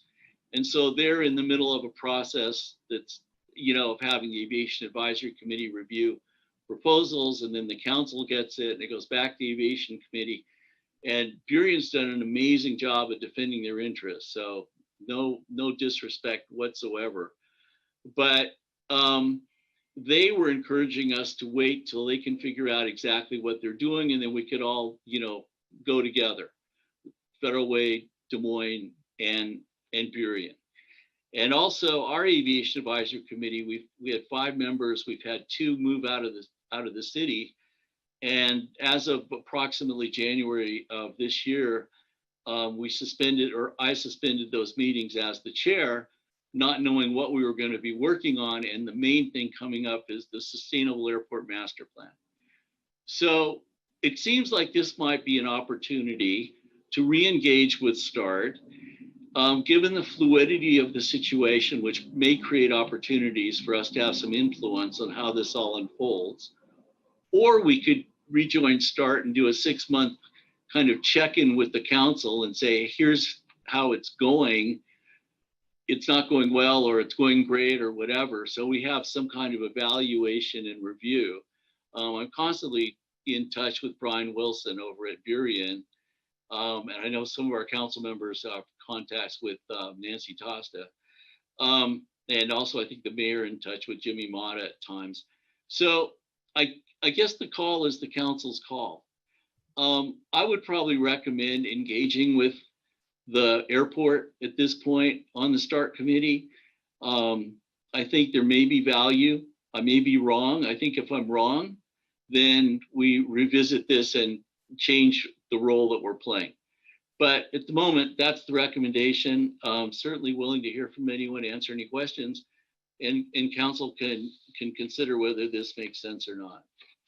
Okay, I saw Councilmember Nutting's hand go up, and then I see Deputy Mayor Mahoney. My only comment is I agree. We've been out of the START for I don't know, 6 to 9 months now. I've lost track, obviously, because of this COVID thing. But I think we've proven our point. I think that from one of my other council members, if you're not at the table, you're on the table. I think we need to find out what's going on. And I agree. Maybe it's just temporary to see what's going on and where we're at in the whole situation. But I believe it's the right thing to do at this time is to move forward, rejoin the START, and then just do a test run at where we're at. Okay, I see Deputy Mayor Mahoney, and then Councilmember Martinelli and Councilmember Harris. So Michael, will we have more input on the agenda? Is that an agreement that was basically made? Yeah, that's a great question. So there were several different issues, especially Burien was concerned about. And when the last time we met with Lance Little, I think there were 2 meetings. We're all 6 cities, including Tukwila, Sea-Tac, let's see, Tukwila, Sea-Tac, Federal Way, Burien, Normandy Park, Tukwila, and Sea-Tac chose, in the instance of what had happened regarding the SAMP, to remain in the START. So as those 3 cities were in, and then the 3 of us were out. And Councilmember Nutting's correct. It was approximately beginning of September last year, I think, or so, when we withdrew or temporarily suspended participation. And so the meetings that we had after the mayors met that I described involved all 6 cities, so that everybody could kind of understand what the ground rules needed to be. And we acquiesced. We're very supportive of Burien, let Brian Wilson conduct a potential negotiation. And some of the issues that I think are significant is, one, there was a discussion, and Mayor Pina was part of this also earlier, about merging this START into the Highline Forum. So now you've got electeds involved, and it kind of expands it. Another one, and that was dear to my heart, was I'm very kind of displeased with the manner in which the facilitator has conducted the meetings. So the hope was that we could find a new facilitator. Another concern is what you mentioned, which was, co-equal agenda settings, where we meet prior to the meeting with the airport and establish the agenda. And what had been happening was, and to your point, Deputy Mayor, that what had been happening was that people, the airport was setting the agenda, getting it to us late, getting any supporting materials to us late, and then expecting to have an intelligent discussion about these materials. And so, as you guys know, if you control the agenda, you pretty much got the meeting covered. So we would want to have more participation in what that was. And I think what we would do if we were to rejoin START, I would want to transmit to the airport our concerns about a number of these, and then over time see if they're resolved or not. Yeah, I would say at least conditionally that we get to help set the agenda and you get the advanced materials. A couple questions. So when we decided to make a statement here, did you feel that the absence of Sea-Tac, Tukwila, or Normandy Park maybe hurt our negotiating power? Well, I think what was surprising about that to me was that the issue was they'd taken action on the SAMP. They'd spent money. There was some number of millions of dollars that were allocated for these design aspects of these near-term projects. Okay, that was probably, I would say, on all levels, an unfair action for them to take. The fact that 3 cities accepted that action, I think, was surprising to us. But part of it is Burien, I think, has been very adamant in protecting their interests. And they've spent a lot of money on legal bills and everything else to do that. And they, in many respects, have prevailed in some areas. I think Federal Way was looking how could they best make a point.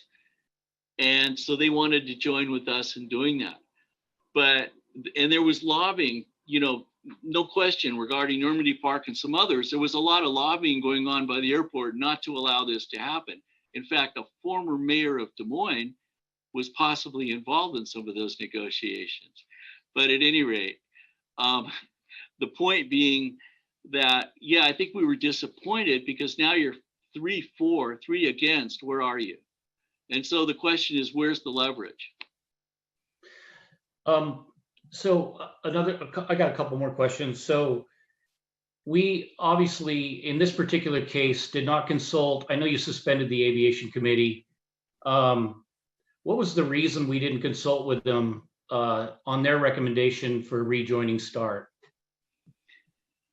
Because what had happened essentially was we had, as I said, we had 2 joint Aviation Advisory Committee meetings with Burien and Federal Way and ourselves in September and then again in November.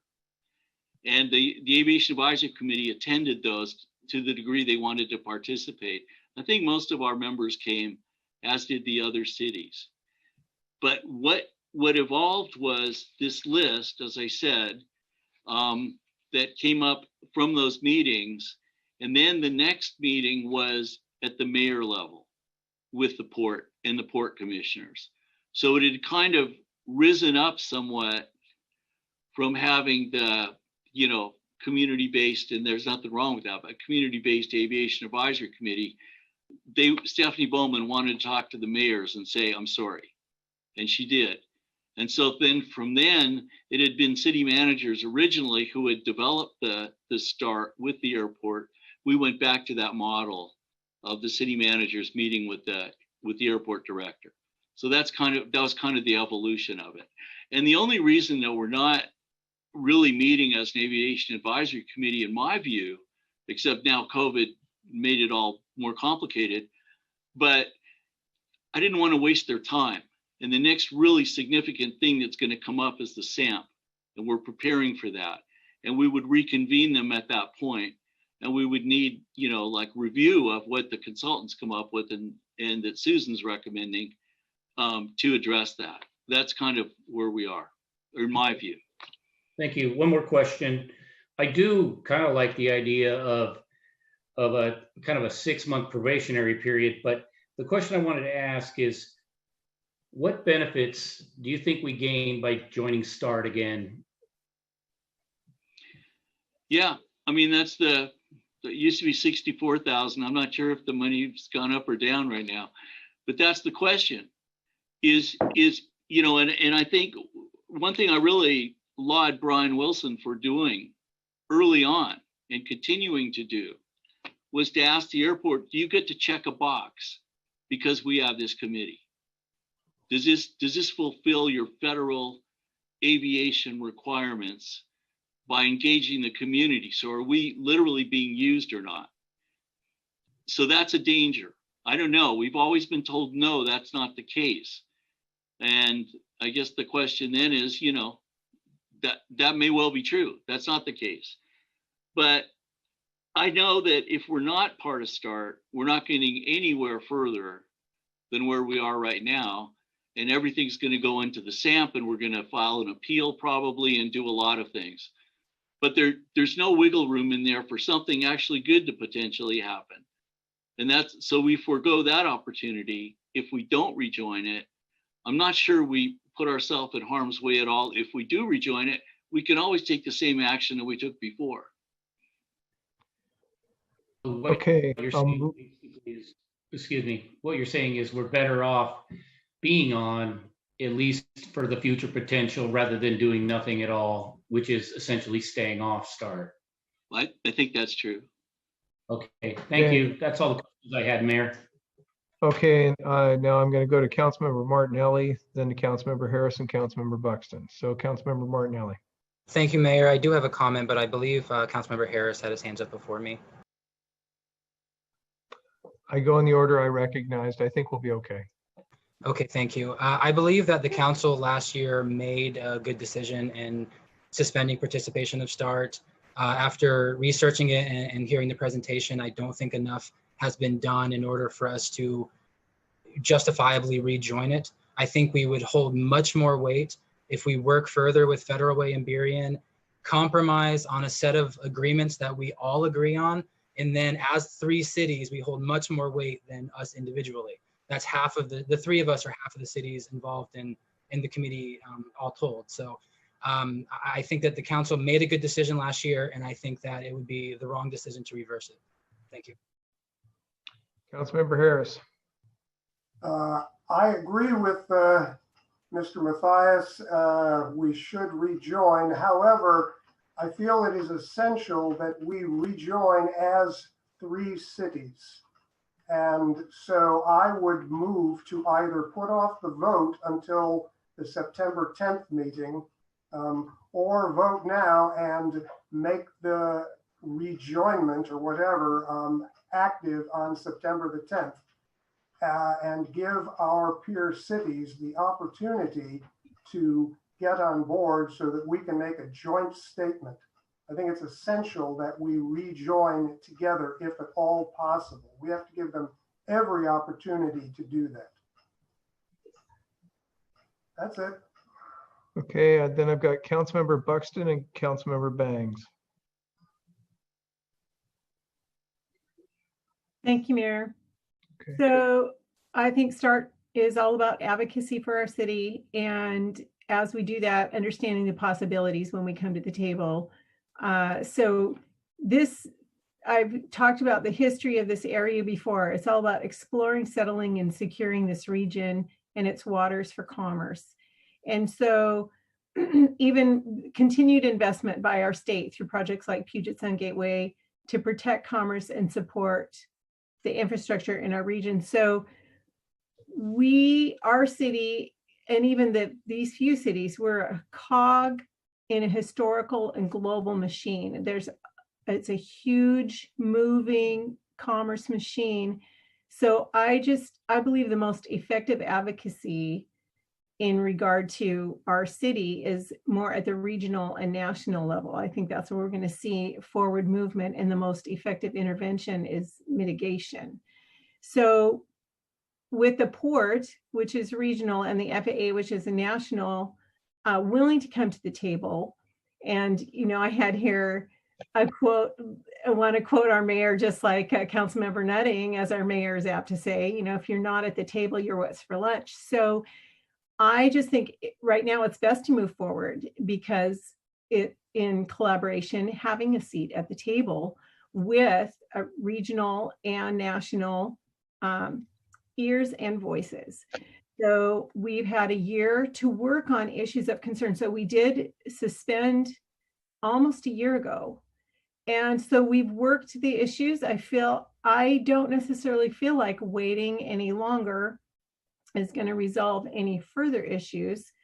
So I'm all for rejoining right now, but I feel very strongly about revisiting this in 6 months and actually setting a date, not just saying, oh yeah, I think we should do it in 6 months, and and leave it at that. I think if we're going to do that, we should set a date along with the decision. I feel like that would be very beneficial.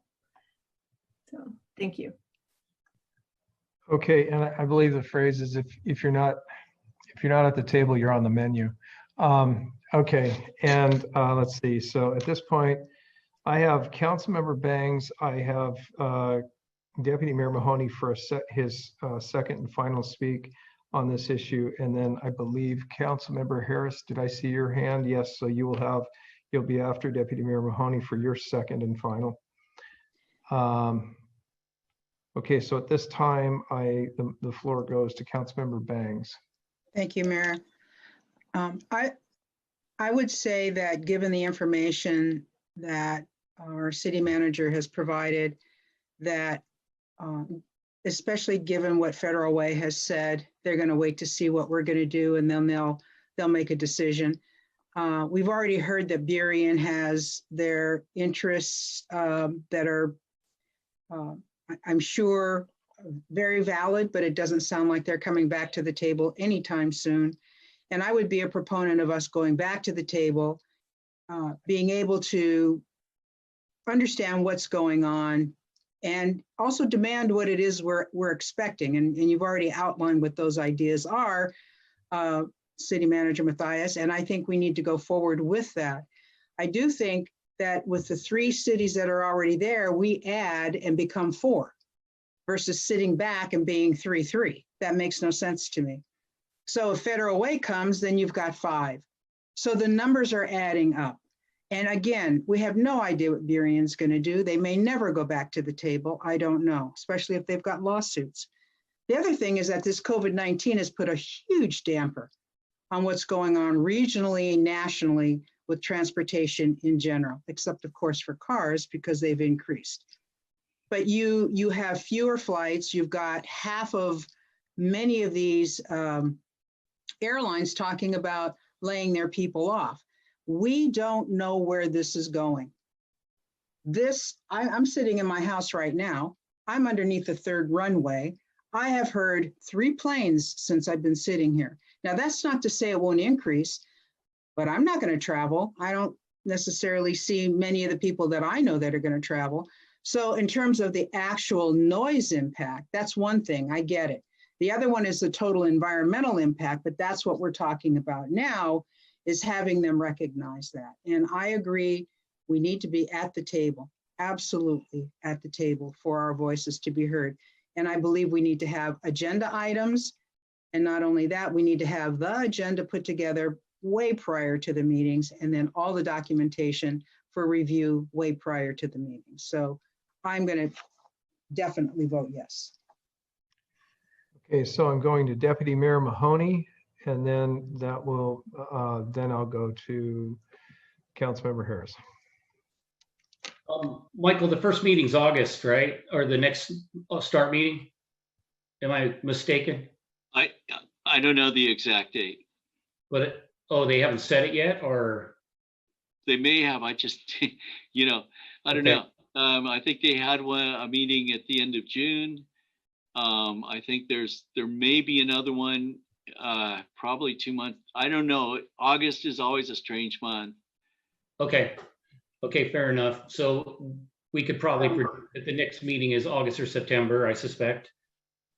I apologize, but I don't know the date. It's fine. We know it's coming up. We just don't know when, but it should be within the next month or 2. I agree. I think that what Councilmember Bangs said, I think it is time. I think all the negotiating and any power that we had, we don't necessarily do have. I think talking, we've got something to gain versus not. But I definitely agree with Councilmember Buxton's comment about, I say the first meeting in January, we reevaluate this decision, should we go back?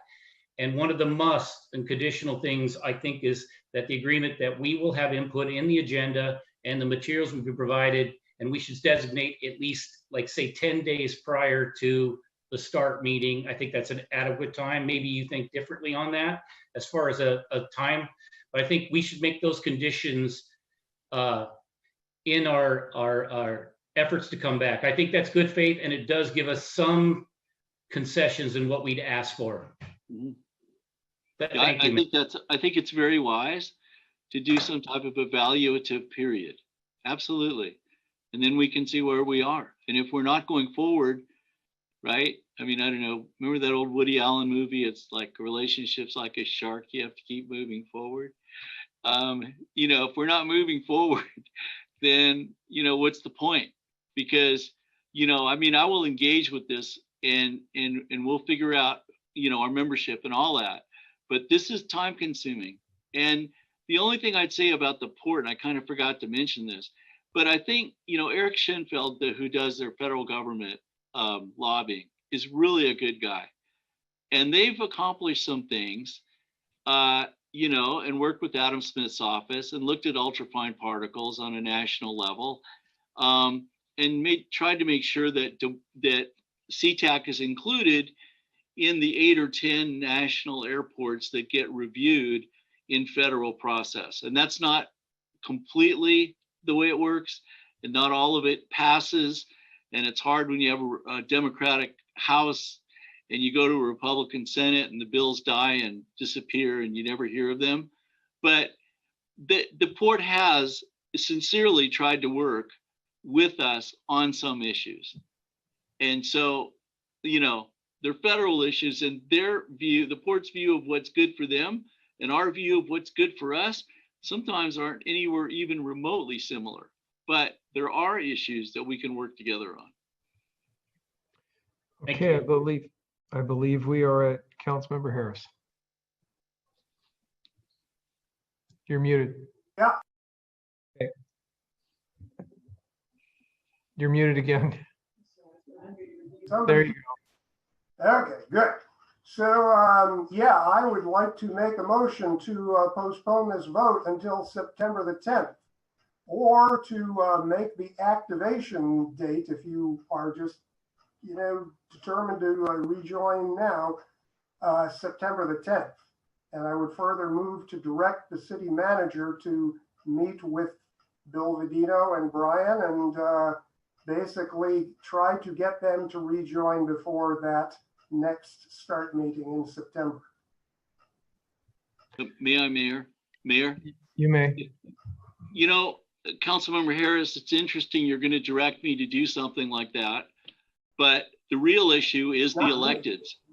And so if you have that as a perspective that you want Federal Way and Burien to rejoin, then I would encourage you to go speak to their elected so that they can pass that at that level. I can talk to Brian until I'm blue in the face. It's the call of the council. The electeds of both Federal Way and Burien have asked me to make this very motion to give them one more chance to get on the stick and let us all rejoin together before the next start meeting. We all feel that it will be far more effective if we speak with a single voice. Well, congratulations, council member. It's good to know who the power broker on our council is, but I would be surprised that not all, that 7 council members in Burien would be talking to 7 council members in Des Moines, and a strong mayor, form of government, and Federal Way. You may want to talk with Jim Farrell or that council, but it's not convincing to me when I hear one council member say he's been in touch with whoever. Sorry. Well, before we move forward, we have a motion on the table, and I want to make sure I articulate it well. And then I saw a hand from Councilmember Buxton. So the motion on the table was to either postpone. You need to clarify it because I can't have a split motion. Indeed, I was hoping that one of my colleagues would, jump in and say, well, one of those 2 options was acceptable. But being forced to choose, I would say, can we postpone this vote until the September 10th meeting?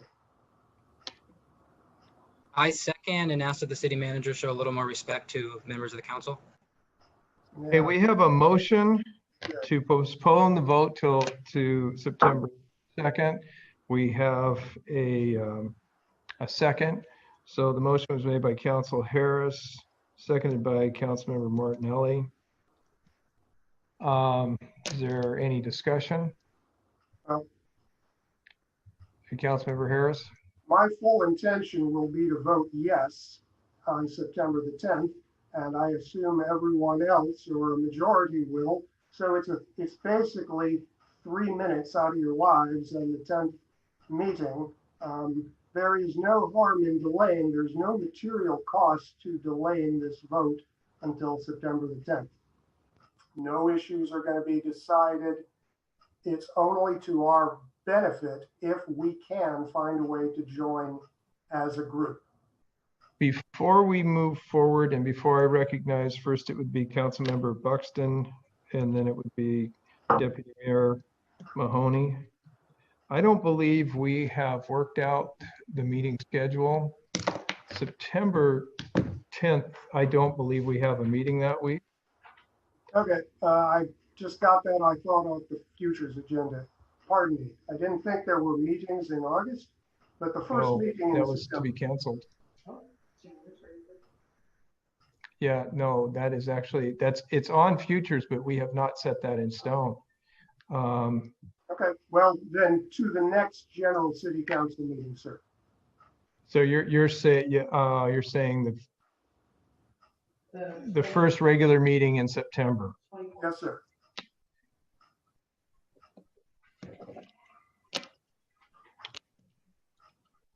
Okay, the motion has been amended now to postpone to the first regular council meeting in September. I assume the seconder, Councilmember Martinelli, accepts that. Yes. Okay, so that is the motion that we have on the table. I currently have Councilmember Buxton and then Deputy Mayor Mahoney. This would not be speaking to the motion, Mayor. So should I? You want to hold until after then we address the motion? Okay, I'll come back to you. Deputy Mayor Mahoney. All I'll say is that I think by forcing the issue, it forces them to make a decision. We've gone a long time. Each of us have had an opportunity to look at this. I think in a way, this does get it. It shows them what our intent is and sends that message. Thank you. Councilmember Martinelli. Thank you. I agree that there's really not much of a reason to not postpone this, and it would also give us an opportunity to get advice, get advice or to talk to people like Sheila Bruss and Steve Edmondson, who other members of the Aviation Committee who were not consulted prior to this decision. I don't see a reason to rush into it. Okay, so the motion that's on the table is to postpone to the first regular meeting in September. I guess all those in favor of that motion, please raise your right hand and say aye. I will call your name out. I see a hand up with Councilmember Harris and a hand up with Councilmember Martinelli. All those opposed, please put your right hand up and let me count. Okay, I see Councilmember Nutting, Councilmember Bangs, Councilmember Buxton, Deputy Mayor Mahoney, and myself. Motion fails. Now I'm going to take us to the current motion, and that's to direct the city manager to inform the Port of Seattle that the city will be rejoining the START committee effective immediately. Okay, and I will come back to that. And I have, it was stated that with a 6-month probation, since I'm putting the motion on the table, instead of January, I would call out February, because that's closer to 6 months from this by the time anything processes. And so I'm making that motion. I saw, well, first of all, is there a second? Mayor, I would second it, but I was kind of wanting to add a little bit to that motion, if you don't mind. What, go ahead. I just on the condition that we are part of the agenda creation and that the materials are supplied to our representatives I'm going to say 10 days prior to the meeting. That's a friendly amendment. I'll take it as it stands. So that is the motion as it stands right now. We had, so with that, you're seconding, correct? That is correct. Okay, we have a motion and a second. It's now time for discussion. Councilmember Buxton, I don't know, is this where you wanted to come in or no? Sure. Okay. So one of the other parameters, and I don't know if this could have gone into motion, this is my question on the table. There are going to be, if we have a 6-month probationary period and we're going to have a review, who's going to determine the items of review or the items of that our expectations to meet? Is that going, I don't know, who is that going to be elected? Is it going to be our council? Is it going to be a collaboration of the START committee? Because in my mind, there was this list and that we had, and it would be nice to choose a few things. Of course, Matt just talked about the parameter of creating the agenda. There might be a couple of other things that are unclear as to whether those have been addressed or not. So when we get to that probationary period, the end of it, who's going to compile the parameters? Well, if I could, and I'll look to City Manager Matthias to provide input as well. But this is a council decision any way you look at it. So when we get to that February timeframe, then we would be there would be a presentation, and that would have staff input. It would have input from it could have input from a variety of sources, but the council has to make a decision. Is this working out or is this not working out? That's how I see it. City Manager Matthias, did you have? Yeah, be happy to respond. I mean, I think the last time we got some type of guidelines was in October, and the council basically directed the mayor and myself to engage in a process of discussion with a great deal of flexibility as to what things would be essential. So it wasn't item based, it was kind of a sense of the potential value.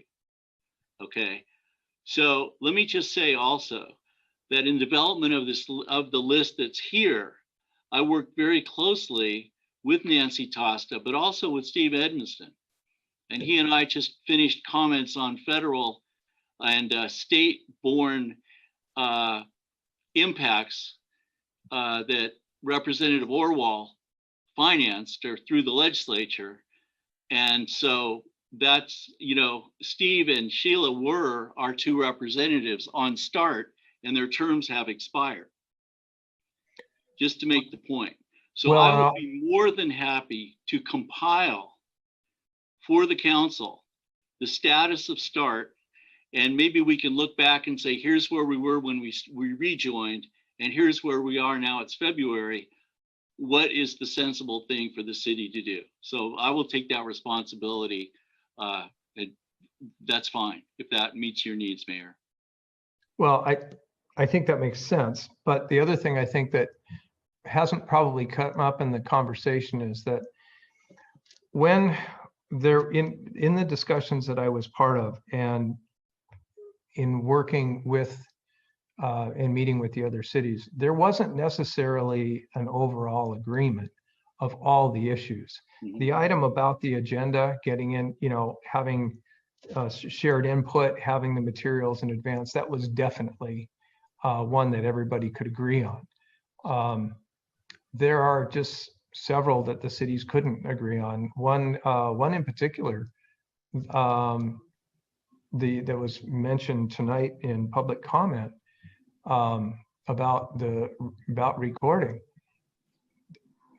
Other cities said no, and they felt that the representatives from the various air carriers and so forth would not speak very clearly and really give us the honest answers, because they weren't some of those people weren't high enough in the decision-making process for them to feel comfortable to go ahead with that. So I think we have a starting place. I think it is reasonable to again look at this in February and say, okay, we've been here for 6 months.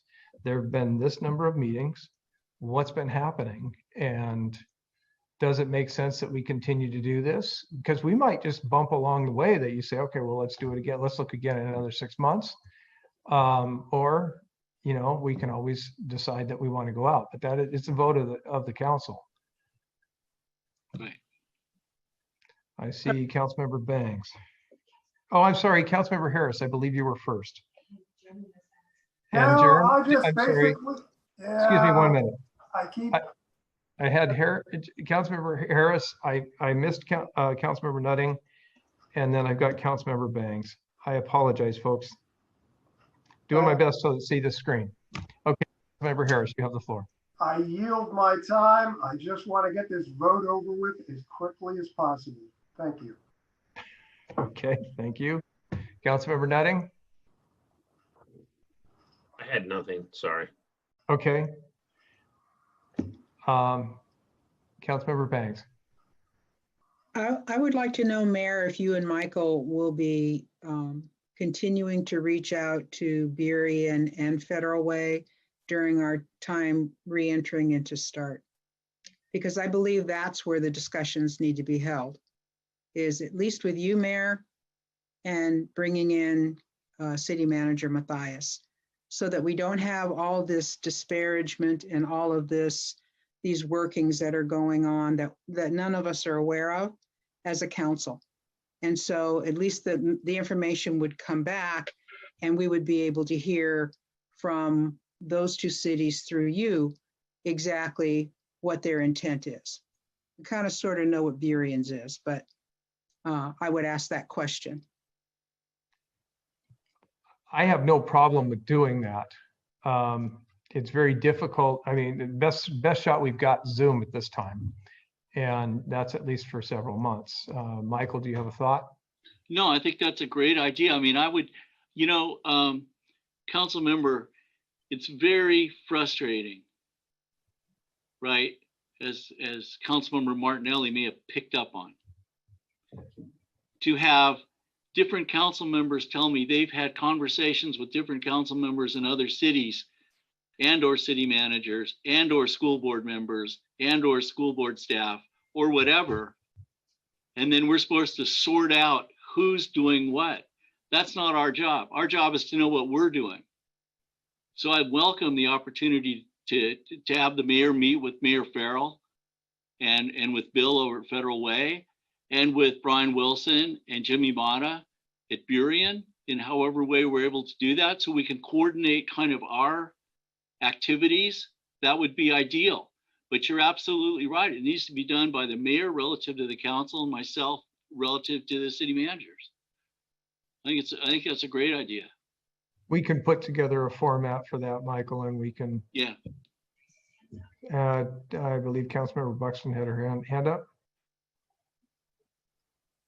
Just right before the vote, I was wondering if you could rehearse the actual motion again along with a friendly amendment, just for clarity. So this would be the last ask, unless there's more discussion. The motion was to direct the city manager to inform the Port of Seattle that the city will be rejoining the START committee effective immediately, with a planned review in February 2021. And the one condition going in is that the agendas are jointly worked upon and provided at least 10 days before the meeting with all materials. Mayor, for clarification, we get input in the agenda, correct? That's correct. That's what I meant by joint input. That would be a new feature. That'd be great. Okay, any further discussion? All those in favor, please raise your right hand and you can lower it when I call your name. So I see Councilmember Nutting, I see Councilmember Bangs, I see Councilmember Buxton, Deputy Mayor Mahoney, and myself. All those opposed? I see Councilmember Martinelli and Councilmember Harris. Motion passes 5-2. Okay, this takes us on to our next item. Great. There's a PowerPoint for that. So again, I'll have my microphone, but I have to see about pulling this up. It's our technical workaround. If you give me a second, Michael, I'll get it. Sure.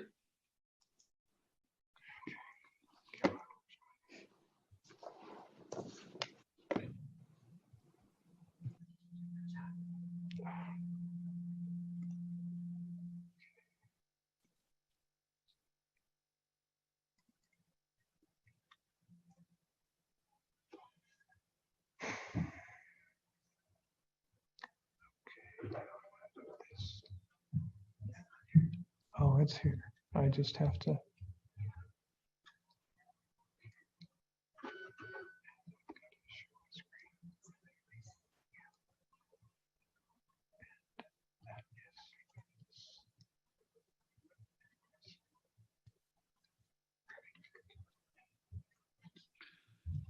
So, Mayor, let me just start, and then Susan's going to do the presentation, first part of it, and then Dan's going to do part of it. But I just want to mention to begin with, relative to the Van Gaskin property, you know, a lot of people have made the comments that now that we own the property, we should keep the house. And, you know, we spent approximately $1,200,000, of which we got about $900,000 in grants for this property. And one of the things that COVID has taught us to emphasize is that anytime we spend money, what are we accomplishing and what are we avoiding? And so I just want to frame this discussion with the understanding that we only got involved in acquiring this property after it was put on the private market and a private developer had acquired the contract and was willing to spend $2 million to build townhomes. Okay, so that would block the view corridors and that would restrict access to the property by the public. Okay, and you know, we took a look at that and said the likelihood of them being able to do that profitably probably doesn't exist. And we went to council and said, could we take out a backup contract on the property? And the council agreed. And then we went to Forterra, and Forterra said, we'll buy the property and you can pay us back. And through that process, we acquired about $900,000 in grants and paid back Forterra early, but could not have done it without their support and help.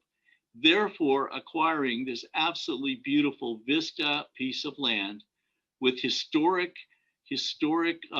implications on many levels, all the way to 1889, year of statehood for the state of Washington.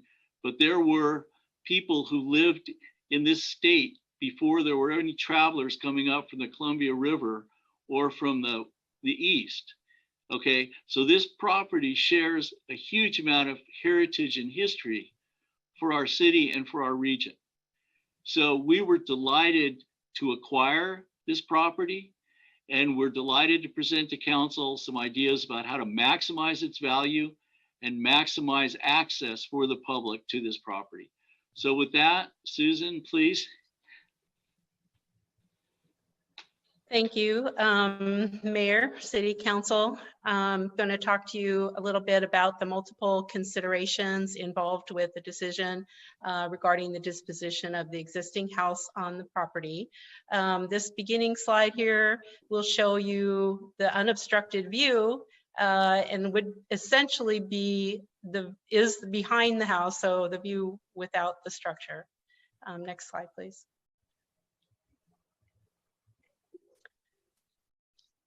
Oh. So, one back. Okay. A little bit of background first. The property is about 0.67 of an acre. And some of the history of how the city came to acquire this property. Originally, the owner came to the city and was interested in whether the city would want the residential structure without the land, and that happened in approximately 2015. The city declined that offer. The property was then offered for sale in 2017 by the family trust, and an offer was actually accepted from a developer by the trust, and they subsequently submitted to the city for a pre-application meeting for private multifamily development, and that was the townhouse development that was previously referred to. So that sale did fall through, and the city made an offer on the property with the intention to seek grant funds. Next slide, please. So as also previously mentioned, we had a great partnership with Forterra, and they purchased the property on the city's behalf in 2017, preventing the development and the loss of the beautiful view to development, and also furthering Forterra's goals of creating urban open spaces and public access. We then had 3 years to reimburse Forterra for the purchase. And some of the goals in our acquisition were, of course, to prevent that immediate threat of loss due to a development, creating a public gathering space, increasing access to Puget Sound viewpoints for the whole Des Moines community, and connect surrounding public open spaces. So if you look at this map, you'll see that there's kind of a missing chunk out of our urban open space there. We have the beach park, Overlook 2, and the Des Moines Marina. And so this was a key piece in connecting those open spaces. Next slide, please. Just some additional background. Since the acquisition, we've had a number of discussions about what should happen with the park and the structures. We've always known that a decision would need to be made regarding the structure. When you acquire a piece of property with a vacant, older, structure, we have to decide what to do with it. This initial design concept was presented to City Council in September 6, 2018. And this showed kind of a concept, and it did not have the house being there. It had instead a picnic or a pavilion type shelter. This was also presented to the community at the Marine Area Redevelopment Public Input Meeting on September 19th at the 2019 at the Des Moines Yacht Club. And this was part of the PowerPoint presentation at that meeting. So this option has been on the table, and this decision kind of coming for around 2 years.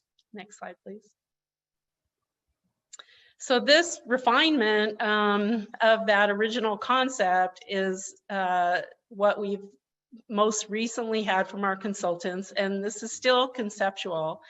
There's one option here for creating a viewing platform where the house currently exists, and this could be refined into something that looks really different. The design is not yet complete. Next slide, please. So we were successful in obtaining 2 grants for the acquisition, and I really have to give a lot of shout out to our staff. There's a lot of work that goes into acquiring these grants, and it's not an easy thing to make a good case on a statewide and King County basis. We received $594,000 from King County Conservation Futures. We received $273,720 from the State Recreation Conservation Office, and about $332,000 of city funds. So the city put in about a quarter to a third of the amount for the total purchase.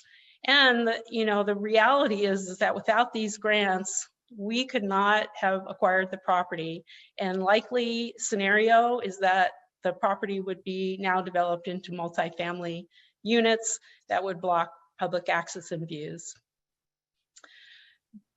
The grants that we come to, they come with some requirements.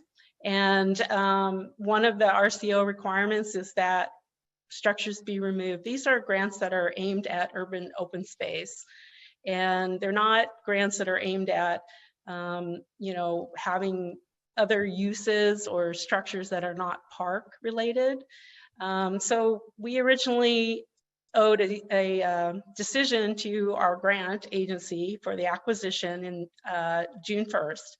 And that decision was delayed in coming to council by the fact that we were limited to what could be considered by the governor's restrictions on council consideration.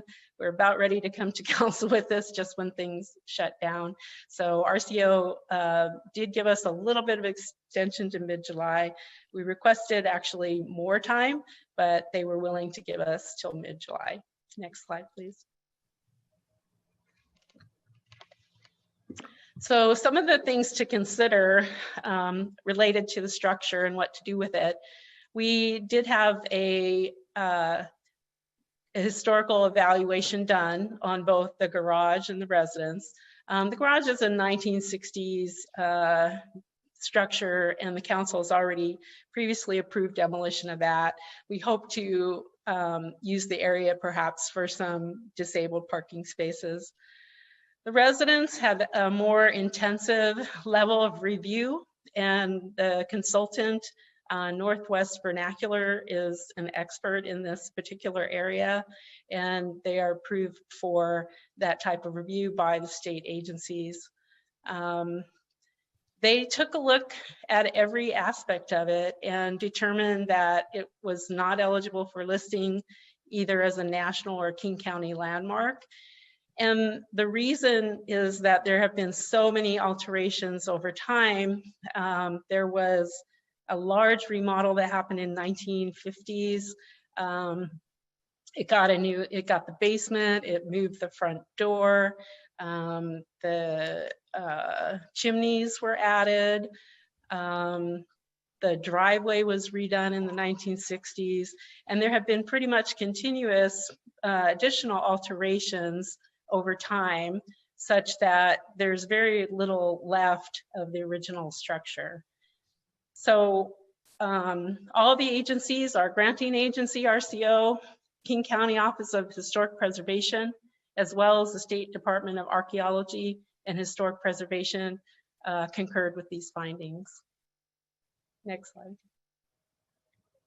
So another consideration is what impact does the decision have on our grants? For our acquisition grant, the structures are required to be removed with very few exceptions. Again, the decision is due by mid-July. If the council chooses to retain the structure, we would need to identify the use and seek approval from RCO. RCO has very limited things that they will approve, and essentially they need to know that the use for the structure is integral and needed for the operation of the particular park site. As again, these grants are aimed at open space, and so there are limited allowances for structures if you need it to operate the park. So some things that it's possible that they could approve might be a restroom or a storage for the site itself. Things that are not approvable: meeting space, office space, event or wedding venue, museum. A number of people have suggested a museum, but that is not an allowed use under our grant, and neither is use as a residence, so renting it out would not be approvable. If the council decides on a use and it's not an approvable use, then we would submit to RCO that information, and our grant would be reduced. We don't know by how much, because it would be based on two things: the change in scope of our project and new appraisals that the city would also pay for. So it's hard to know how much that reduction would be, but it's potential to be significant. Next slide, please. So then we also have a new grant application that I mentioned in the director report, and that is for the park creation, the access, public access, landscaping, viewpoints, so essentially the development of the park. If we don't have a decision on the structure, then we're going to be in a weak position in getting our new grant for two reasons. One, we would not have fulfilled one of the terms of our existing grant. And the other thing is that our new grant is under the same program, so it has the same limitations on structures as our acquisition grant. And without this particular project and the grant, potentially the grant funds, the site is going to remain closed because it's not suitable for public access. Right now, you can see it's covered in black fabric and sandbags. And we definitely need the grant funds for this project. Next slide, please. So another consideration is the cost, and this is a big one because there are significant differences in cost depending on what the decision is. The cost of the structure renovation, this structure does not meet codes for accessibility or for public access. It was a residence. It's not built in any way for public access. It would need extensive renovation. In talking with our building official, there's definitely hazardous materials abatement that would be needed. It needs entirely new mechanical, plumbing systems, structural alteration as well, and repair. His comment was that, you could probably rebuild this for less than it would be to remodel it. It'd be very difficult to cost effectively remodel this structure. It's very expensive, and based on the city's past experience, it could be up to $1 million to do that. It's also, of course, would have some ongoing maintenance costs. It's an older building. And in addition, what we talked about previously about potential loss of grant funds. So of course, removal is less expensive, and that's expected to be between $30,000 and $50,000. And it's especially important now with our budget impacted by the pandemic to be cautious with public funds. Next slide, please. So I wanted to also give you some pictures of what the interior looks like. It will give you an idea of what it would take to bring this up to some level of occupancy, and also the fact that sadly, we recognize that there's some attachment to the structure in its looks from the outside and its location and all that. But really, sadly, there isn't much in the interior to harken back to its historic origins. It's primarily a 1950s remodel, as you can see, with the green shag carpet and kitchen linoleum and all that. So that's what we are looking at. The stairway is very difficult to access the upper floor. That would have to be redone. Access to restrooms and all that. So there's quite a bit that would need to be done. And next slide, please. And with that, I think Dan Brewer will take over and talk about the park design. Yeah, thanks, Susan. As you saw earlier in the presentation, this is with the house removal. This is a view of what you'd have from kind of the back of the house. Of course, moving a little bit further east will gain some elevation, and actually the views would be a little bit better than this. One of the thoughts here is that, and you'll see this on some other slides, but potentially using the foundation walls that would be left as a platform to establish a viewing deck, a picnic area, or something along those lines. And you saw that in one of the images, and you'll see that again. part of, well, I'll come back to this. Go ahead and go to the next slide. So kind of aerial view of the site. You saw in a previous picture, a photograph of the fabric that's over the site. This is considered a temporary measure, without, I'm unable to go into a lot of detail about what's going on the site for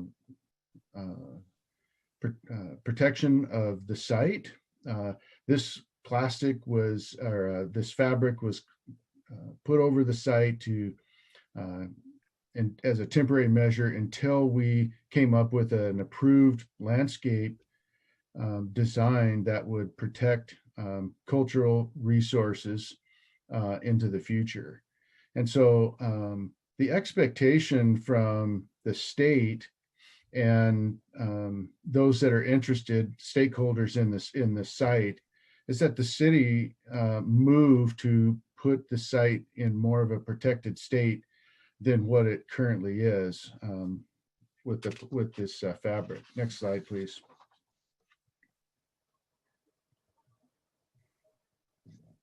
So we've been working with our consultant, and we've had several meetings with various stakeholders from the state, as well as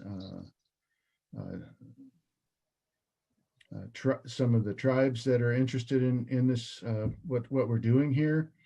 And I think I've mentioned this before to the council. Normally we like to present options on projects for the council of different varieties of ways that you could build things. The complexities of what's going on this property don't allow that kind of flexibility. We have a consultant on board that's doing the design, and that design is predicated on very strict guidelines that we're getting from multiple stakeholders. And so this is one of those projects that when we bring it forward to the council, here it is. And there's not a lot of other options that are going to be available as far as amenities within that park. So here the idea is to connect the Van Gasken property to Overlook 2 so that there's a seamless connection between these two parks, and with walkways and bringing in some topsoil that would provide a little bit more gradual sloping to this grassed area in the middle. You can see the outline of the end of 222nd, potentially at some point in the future, looking at a street end cul-de-sac there, and perhaps redesigning at some point in the future the access of Fifth down to Cliff. Right now, we're all familiar with the geometrics of the road there, and perhaps there's a way to actually extend Overlook 2 a little bit to the east, and but that's a project for another day. Next slide, please.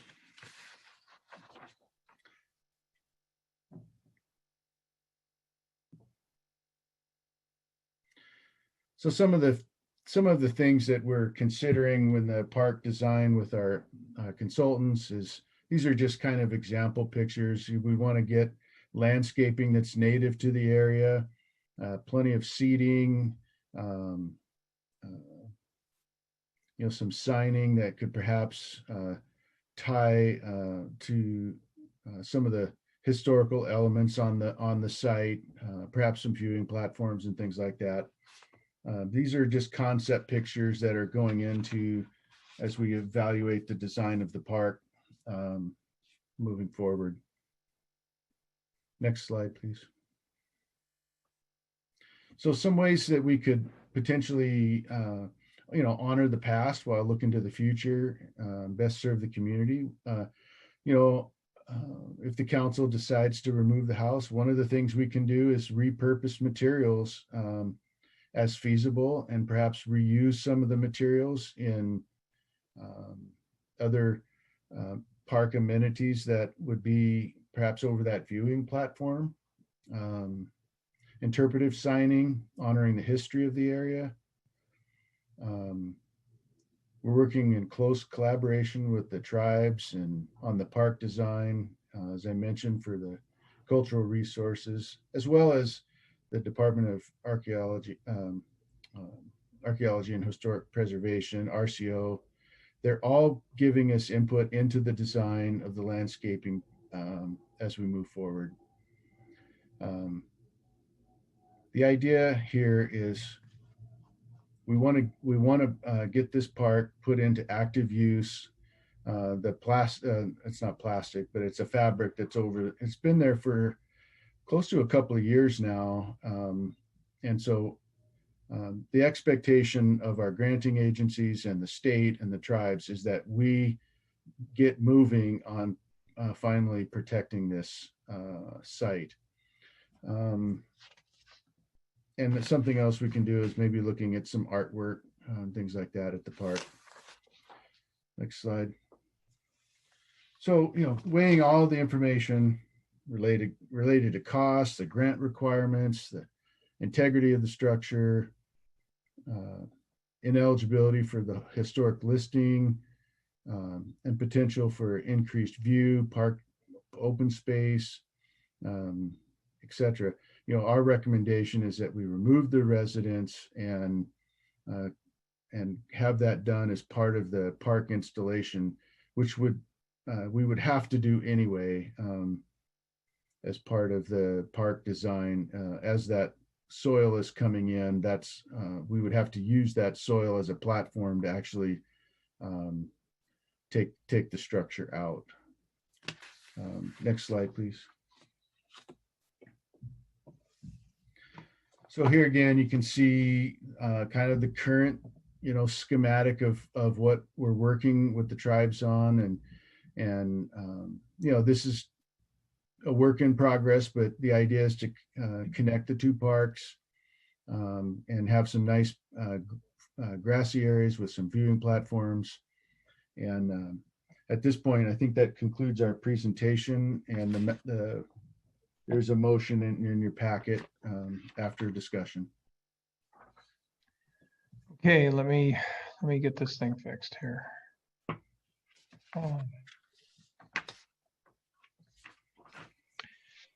Okay, and actually, I guess as we go forward, I've seen I've had a couple of hands, but one of the things that I think that was, as we go forward, I think it's everything we're doing doesn't necessarily have to be looked at in terms of demolishing of the house. One of the things that I think could be a possibility if the council decided to move forward is to see if in a limited period of time, because all these grants have a window, but possibly if somebody wants to move the house and protect it in another location or something like that. I think back to the house that Jimi Hendrix grew up in, that again, it wasn't a magnificent structure, and after his father passed away, the people couldn't figure out what to do with it. They didn't want to do anything that would take away or destroy it. But then again, a couple people tried to buy it and move it, and they weren't qualified. So you'd have to get people who were actually qualified. And then on the 9th hour, when they were looking seriously at the destruction of the home, somebody did pick it up and move it to another location. And they did, to my understanding, did some restoration. I have not seen the house. I've just heard the story. And there's also other things that we could do when you talk about using some of the wood and stuff like that. I would be happy with renaming the park Van Gaskin Overlook Park or something like that. But those are council considerations. So I think I just wanted to get that out there, because I think as we deliberate here, I think those are things to think about. And then the only other point that I would like to put on the table historically is that the Sun Home Lodge is down in our beach park, and it does qualify for funds, but just the foundation work on that was $600,000. It's I struggle because I love that beach park, but I really struggle, with $600,000 and you haven't done anything to the building. Something just to think about. Anyway, I had a hand from Councilmember Bangs, and then Councilmember Nutting and Councilmember Buxton. And then I see Councilmember Harris and Deputy Mayor Mahoney. So at this point, the floor goes to, oh, I did see Councilmember Martinelli. Okay. Okay, so at this point, I give the floor to Councilmember Bangs. Thank you, Mayor. First, I want to say I truly appreciate all the heartfelt citizen comments that we had related to the Van Gaskin home itself. And I would say that based on this presentation, which I found to be excellent and very thorough, that I think staff has done a great job working with all of our partners, not just our grant partners, but also with the tribes and with council, the constant briefings and the updates. But this is the best one I think we've seen so far. I know that there was one citizen who wanted to know what we've been doing with the tribes, and I think you explained that very well, that all along you've been working with them. I think this conceptual plan looks really good. I think the idea of using materials from the home is great. And I think having artwork from the indigenous people is even more excellent. So I think you've sort of covered all the bases for me. I would say, is there anything else that we have heard from the tribes related to the land? Are they good with covering their artifacts, making sure that nothing is disturbed? I guess that would be for Dan. Yeah, we've met with the tribes in a preliminary design concept. We wanted to get some initial, buy off from the interested stakeholders before we spent a bunch of money designing something that at the end they weren't going to like. So we got together with them as well as the state and our granting agencies and walked through some concepts for the landscape work. We got some feedback from them. That was helpful. And so we've modified the designs to accommodate their concerns, and we will continue to include them in the discussions and the design process all the way through. They'll be certainly involved in monitoring the construction work and what happens on the site, to be very careful that we don't disturb anything of significance. Thank you, Dan. Then we go to Councilmember Nutting. All right. So I'm going to ask for a minute or two to ask some questions. And so my first question is has the house been moved from a site to its existing position today? At some point, a house of some form that's there. I don't know what it looked like, but it definitely was moved to its current location. The current, a structure of some sort existed further west than this, where it's currently located. And you might think, well, there's nothing there further west. That's because at one point, Cliff Avenue didn't exist down to the park, and it was excavated. So the house was moved back so that the road and the access down to the water in the park could be built. That's my understanding. I don't know what that house looked like when it was moved, but where sits today was not the original location of that house. And my observation per the map provided was that there's a good portion of the house that doesn't exist on the current property lines. Is that correct? A part of the house in the back, like the porch area and the patio in the back, does sit on the Cliff Avenue right-of-way. So with the significant alterations to the house, not being anywhere close to the original house, it has no historical value whatsoever.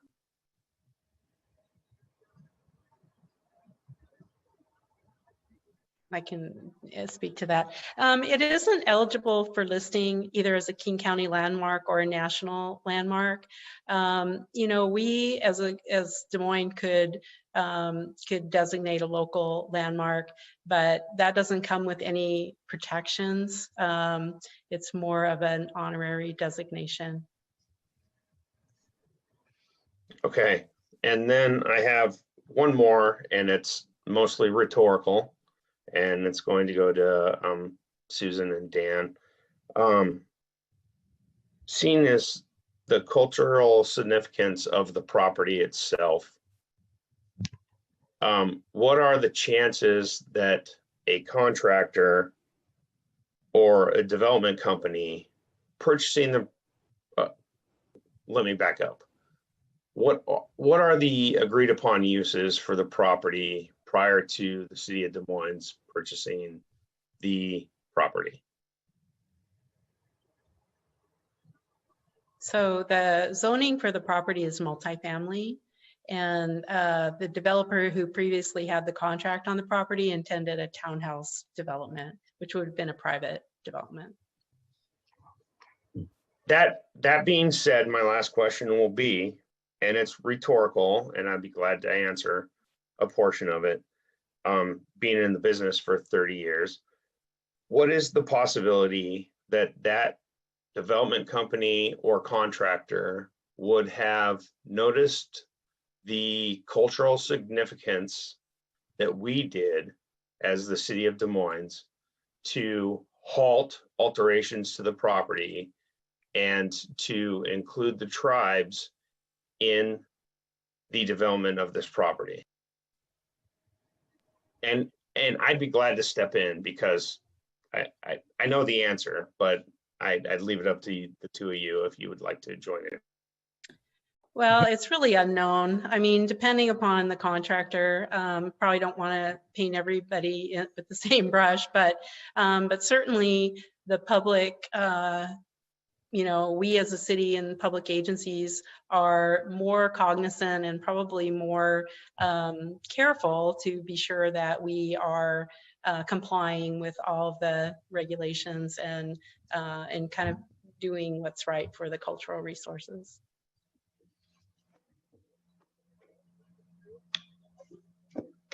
I believe City Manager Matthias, you said you were signaling you had a point to add. You're muted, so maybe I'm wrong. I just thought you were trying to compliment your staff. Your staff's input, I mean. There you go. Okay, thank you. Sorry. You know, I mean, it's like when Jeremy shows up around construction, it's like truth serum. Okay. And so, but I got to tell you, my introduction to the Van Gaskin property and the house was when I first started here, and it's probably been 5 to 6 years ago. I think it was Mr. Peterson came to City Hall and he met with Dan and I and a few other people. And he said, I want to give you the house. And so I was elated because like, great, we'll take it, thinking he meant the house and the land. All he meant was the house. Okay, and we ended up not taking it. There was, as Dan said, a right of way right through the middle of it. And that, I can only assume in retrospect, would have been accomplished in order to develop that property. I mean, why else would you do that? Here, we'll give you something and we'll go ahead and do it. And I think, Jeremy, you know, that question is wise relative to the protection of our cultural heritage and respect for Native Americans and everything else that's important.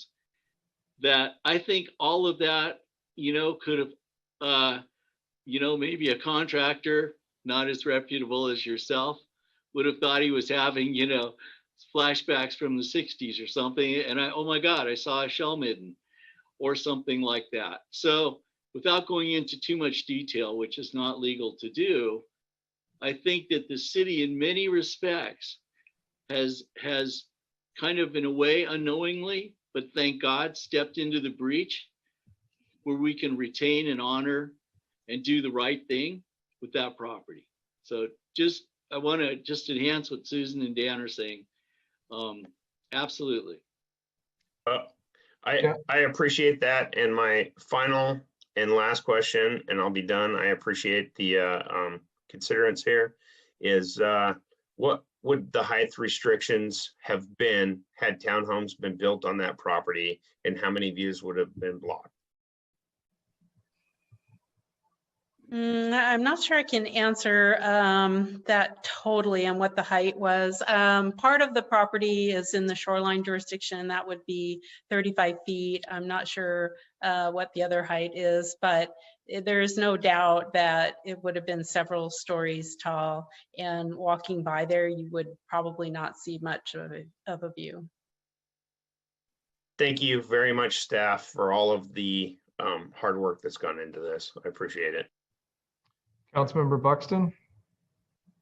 Thank you, Mayor. So I have a couple of clarity questions. It's kind of rehearsing a couple things that I picked up during the presentation. So I wanted to clarify, if we keep the house and relinquish the grant or the combination, we will still need to use or find about $500,000 in order to make the property publicly accessible. Is that true? So a couple of 500 numbers. The 500,000 estimate, between 500 and $1 million for the structure, and then we also are applying for a $500,000 grant for the redevelopment of the park. And so we, you know, if our current grant application is negatively impacted, you know, it could be that we don't receive that grant. So we would need money for the structure and the site development as well. Okay, so what I'm trying to do in my question is divide it. So I think you kind of answered it. So for example, if we kept the house and didn't move forward and relinquished our grant, we would still need, in order for the park to become accessible, we would still need to protect the cultural resource before anybody could use the park. And correct? That's correct. Okay. But then we would still, even after that expense, we would still have the house to somehow repurpose. So not only would we need to come up with $500,000 to make the park accessible as a public space, but then the house would still need to be repurposed up to what we're talking, maybe $1 million. Yes, that's correct. Okay, and in that decision, we would be forfeiting a total, I think there's another grant combination that adds up to somewhere between, so that decision would be forfeiting a total of about $625,000. I think we were talking about, isn't that true, Dan? 500 plus another portion of another grant. Well, it certainly could be in that neighborhood. And the challenge right now is we just don't know what the impact will be. We know that our acquisition grant a significant portion of that would be lost. And we put ourselves in a negative position on acquiring the construction funds necessary to protect the park, which we are required to do. And we don't have those funds locally. We're counting on this particular grant to make those improvements. Okay. Thank you. That's all I needed for now. Councilmember Harris. I will just say that either people understand the house and the property as a combo package, or they don't. It is a piece of public art. Like any historic building, it is something that where I grew up in Ireland and on the East Coast, it is commonly understood that one protects a certain percentage of old buildings simply because they're old and they look cool. And I would suggest that it's a bit like somebody buying a 52 Mercury that's been updated over and over again, and then you have to pay what appears to be an absolute fortune to restore it. But you understand that there is an ongoing value to having done so for the long haul. That last slide, and slide number 5, it is the landscaping version of a strip mall. Forgive me for sounding discourteous to the designer, but it adds nothing to the city of Des Moines, and nobody will think it's special for the future. But if we take the time and the care and the money to preserve the house, as we did below it with the Covenant buildings, people will be saying good things about it for 50 years from now. And we should do it for just that reason. And finally, all of these grand numbers about how much we're losing, it's a false economy. We will add to the goodwill, to the long-term value of the city far more with any dollars we put into restoring the place. And I'm pretty sure that if we just have patience, we will find alternate sources of money. I just think it comes down to, at the end of the day, whether you look at that property and that house and you go, oh yeah, that's Des Moines. That's an intrinsic part of this city that I expect to see there for posterity. And that's how I feel about it. Yeah, and I think a lot of people in this town feel that way. So I'm done. Councilmember Martinelli. Thank you, Mayor. The Van Gaskin House has been here for over 60 years longer than any of us on the council have been alive. It has a lot of history, and clearly a large number of people in the community care about it. I've only been on the council 7 months, but there is no other issue that I've received more emails and calls regarding. A lot of people care about this, and it's not just one particular ideology. People who I've known on multiple sides of various issues, the majority of them have said they don't want this house torn down. And a lot of them have put forward strong ideas for how the house can be used or how it can be saved. And I feel that we should examine them all very thoroughly before making a decision that we can't undo. I agree with Councilmember Harris. I think there's a variety of other ways in which we can figure the situation out, get other grants, get other forms of revenue. There's other things we can do, and I think we should consider them thoroughly before we vote right now to tear something down that dozens and dozens, if not hundreds of people are asking us not to, because it represents Des Moines in such a strong way for them.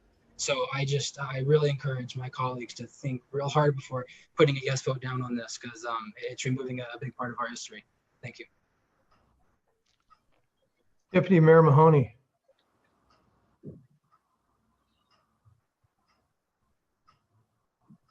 Thank you, Mayor.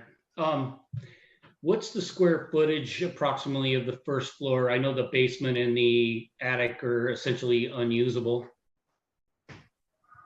I think King County records, it's about 1,200 square feet, maybe a little less. For the entire house or all? The first floor, I think the upstairs is around 400 square feet. And then there's a basement, which is probably about the same size as the first floor. Okay, thank you. Because I've been in the house and I've seen the one small bedroom, the living room, and the small kitchen. I wonder about how effective that is to have a use for it. But basically, if we decide to, what was said before by Councilmember Buxton is, we're talking at least $1 million, as possibly as much as 2 million, to preserve this house for a limited use. And what I mean by that is the cost of some of the grants we have to give back, the ones we're not eligible for, the remodel to make it accessible. In a lot of government type buildings or anything accessible, obviously they're like a boat. They cost 3 times as much because you have to take into considerations. Would that be a correct assessment? So that's correct. Okay. So, but one of the things is, and I want the public to know that I did a great deal of reading. I read everything about the Flemings, the Van Gaskins, Petersons, was sent stuff, interviews by Carmen Scott. I don't know if other people did too, but, and perplexed on this. And I looked over. One of the things that's most spectacular about it, other than its fantastic view, is the house itself. So I thought about an idea that might incorporate the past as far as the future. You talked about some kind of viewing platform that would have to be where the house stood. Is it acceptable use possibly to do some kind of a pergola type viewing building that might incorporate some of the wood, the roof lines? I'm not saying maybe as big, but something that might give some kind of a ghost of the past with a view to the future. Is that an acceptable use under these grants? Yes, that in fact, we've been kind of examining that possibility. I think that, recognizing that the history of that site isn't really the structure. The history is the story, and we can tell the story through saving what we can of the materials, reusing it, having the interpretive signage. I think that having that area more accessible and more people to be able to access that interpretive signage, I could see that a lot more people would probably be able to access that information as they are using the park. Well, we obviously with that, it does incorporate that, and it does take that, as Councilmember Harris said, his opinion of a strip mall, which I kind of like that idea. Is Matt, you mentioned something about possibly offering the house up. Are you thinking like people have a choice, like I don't know, a 60-day window or something like that? Yeah, the bottom line is there is the potential for a win-win here. In that the property has its story, and at some point this house was modified and moved on to that and went to change the story. I understand the passion of many of those folks in the community. I've lived here in the majority of my life. And as a matter of fact, Dave Peterson was my Pacific Junior High School principal. And our vice principal at the time, sorry. So I get it. But at the same time, I feel that there, even when I look at some of the old buildings that I've toured in Europe, I could go through them. They, and then there are many of them in Greece where you can go around them, but they can't afford to maintain them and rebuild them because a lot of the ruins are just becoming rubble.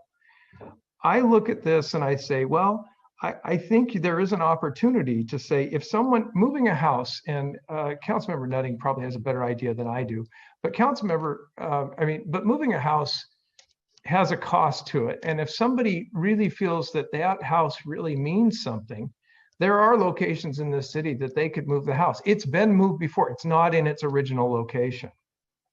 And then it's also been modified. But if somebody feels that's a key part of telling the story and they want to invest in it, and they'd have to qualify within a certain period of time because grants have windows on them or the money gets redirected.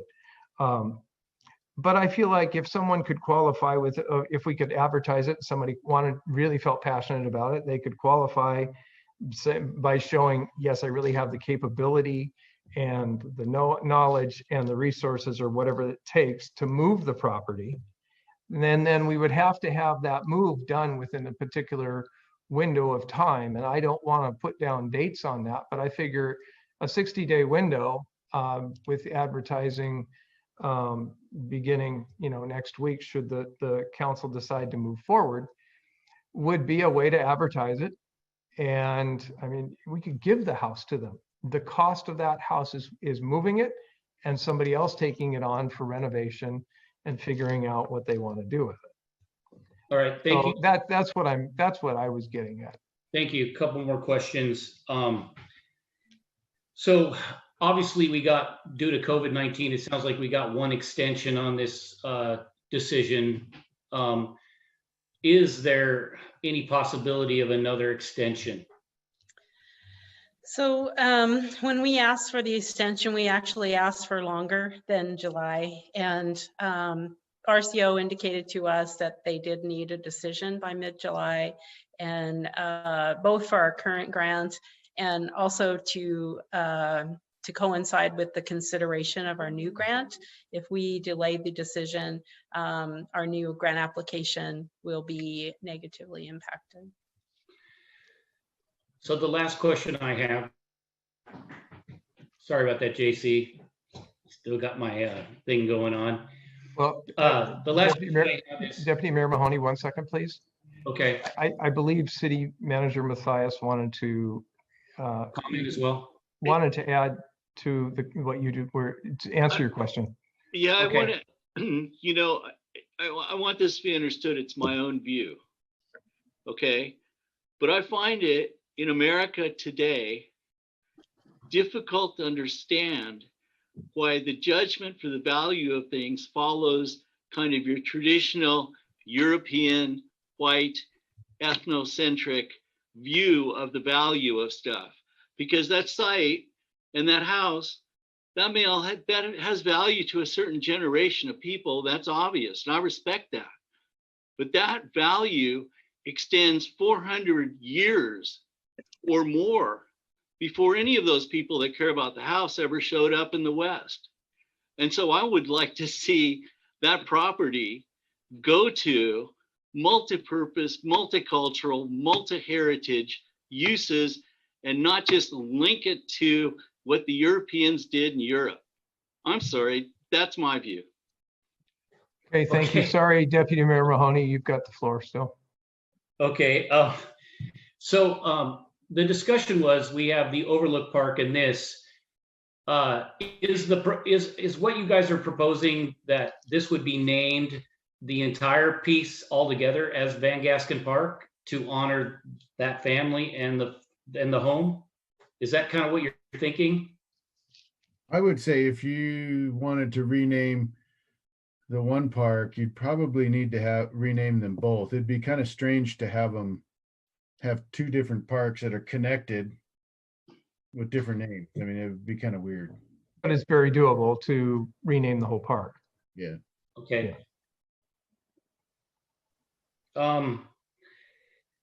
I agree with, Michael, I agree with you that there's a lot to be considered, the tribal piece and that heritage, as well as what's been done. I will say that I would love to see if this is the course we do, either it's moved or repurposed, or unfortunately, if it was demolished, that we do incorporate, that what I would ask is that we try to find ways, unique ways, like I suggested in the pergola, to incorporate those past in the future. And it sounds like we had the tribal piece, and my suggestion of the pergola was, I think, something that might be suitable. Anyway, that's all I had. Thank you, Mayor. Okay, then I saw Councilmember Harris and Councilmember Buxton, and then Councilmember Bangs. I want to compliment our city manager for his remarkably woke comments. I want to be clear here that I see no value in moving the property or turning the timbers into park benches or renaming the property. Any of those symbolic gestures no one will care about. I will just tell you that strictly from a balance sheet standpoint, dollars, the value of this municipality, if you preserve the house, you will be creating a park that will be iconic and will increase the value of this city far more than any other replacement you are likely to come up with. To create a park as cool as you would have by saving the house, you'd have to spend exactly the same amount of dollars. You either restore an old car and it costs a fortune, or you buy a Ferrari. I want every park like this going forward to be super cool, just like the beach park. It was worth doing, and this is worth doing. Thank you. Okay, Councilmember Buxton. I wanted to clarify about in regard to a couple of the questions on moving the house and the timelines and the decision. Just because we make a decision doesn't mean that the action has to be completed in 60 days, correct? And okay, I'll clarify. So let's say we make a decision that we want to put the house on the market for free. If somebody wants to move it and they need to qualify, does the entire action have to be complete in 60 days, or can we tell RCO we've made a decision and we're moving forward on that? You know, I have to leave that to the staff to figure out. And the reason that I came up with that is if you look at the motion, it's to remove the existing residential structure. It doesn't say how you'd remove it. And that's why I figured it could be moved. I don't know if that timeline will even work within the grant. I'm just putting it out there because I've seen it happen. All right. And Dan? Yeah, I think that's a fair question. Timeline wise, you know, realistically, we would need to move that house, have it off the property. If somebody wanted to move it somewhere else, that work would need to be done, say, by the end of the year. In order to facilitate that, we would need to hear from people that would be interested in doing that, to vet their proposals and work on the permitting needed to do that. So we would need, you know, maybe 30 to 45 days. We would want to, if you haven't talked to us by then, it's just not going to work, given the amount of effort that would be needed to work with the tribes. But there is a window. We could certainly do that if somebody wanted to go through that effort. Okay, but you're saying it'd be more like 30 to 45 days. Yeah, we would need to hear from somebody fairly quickly so that we could start the proceedings with the tribes and the folks that would, they're going to have a whole lot to say about the methods used to move that house. I understand. Okay. I understand. And then I think Louisa Banks had her hand up. I did. You know, it's really good we're able to all express our opinions. I know sometimes we get a little testy. I appreciate Michael Mathias's comment on white European perspective versus the natives that were there long before anybody moved here. I think I sort of appreciate the woke comment coming from Councilmember Harris, but woke has got nothing to do with this. What we're talking about are the finances related to what it's going to cost to refurbish, tear down, restructure, no matter what, that piece of, I guess, historic, it's not historic, but emotional house. Because when you looked at the inside of that, and all of us, other than the two new council members, walked through there, which was kind of scary at the time, it certainly isn't something that is of historical value. It is a home that was brought there, repurposed again. And I firmly believe if anybody's interested in moving that home, first of all, where are they going to move it to? Second of all, we don't have that much time. Third of all, I believe the conceptual plan is actually beautiful. If you want to call it a strip mall, Mr. Harris, that's fine. That's entitled to your opinion. But I think we need to move forward now because we've gotten almost everybody, I would imagine, their comments. But as far as going back and forth, we need to move forward with what it is we want to do. And that's a council vote. Okay, and almost everybody has spoken twice on this, and per council rule, that's where the cap is. Councilmember Martinelli, you raised your hand. You have one more opportunity. Thank you, Mayor. I think that the comments from several individuals tonight that there's no historical value to the house and the vote that's forthcoming to tear down the house is going to make a lot of people upset. And to those people, I just want to point out and remind them that the majority of this council is up for election next year. And if you're upset about it, take it to the ballot box. Thank you. I don't know if that was necessarily appropriate at this particular point in time on our council. I have an opportunity because this is my second time. You don't. I'm really frustrated by your comments. And if people are frustrated, they know what they can do. They certainly do. And if I will be watching for you as well. Deputy Mayor Mahoney, you have your second and final.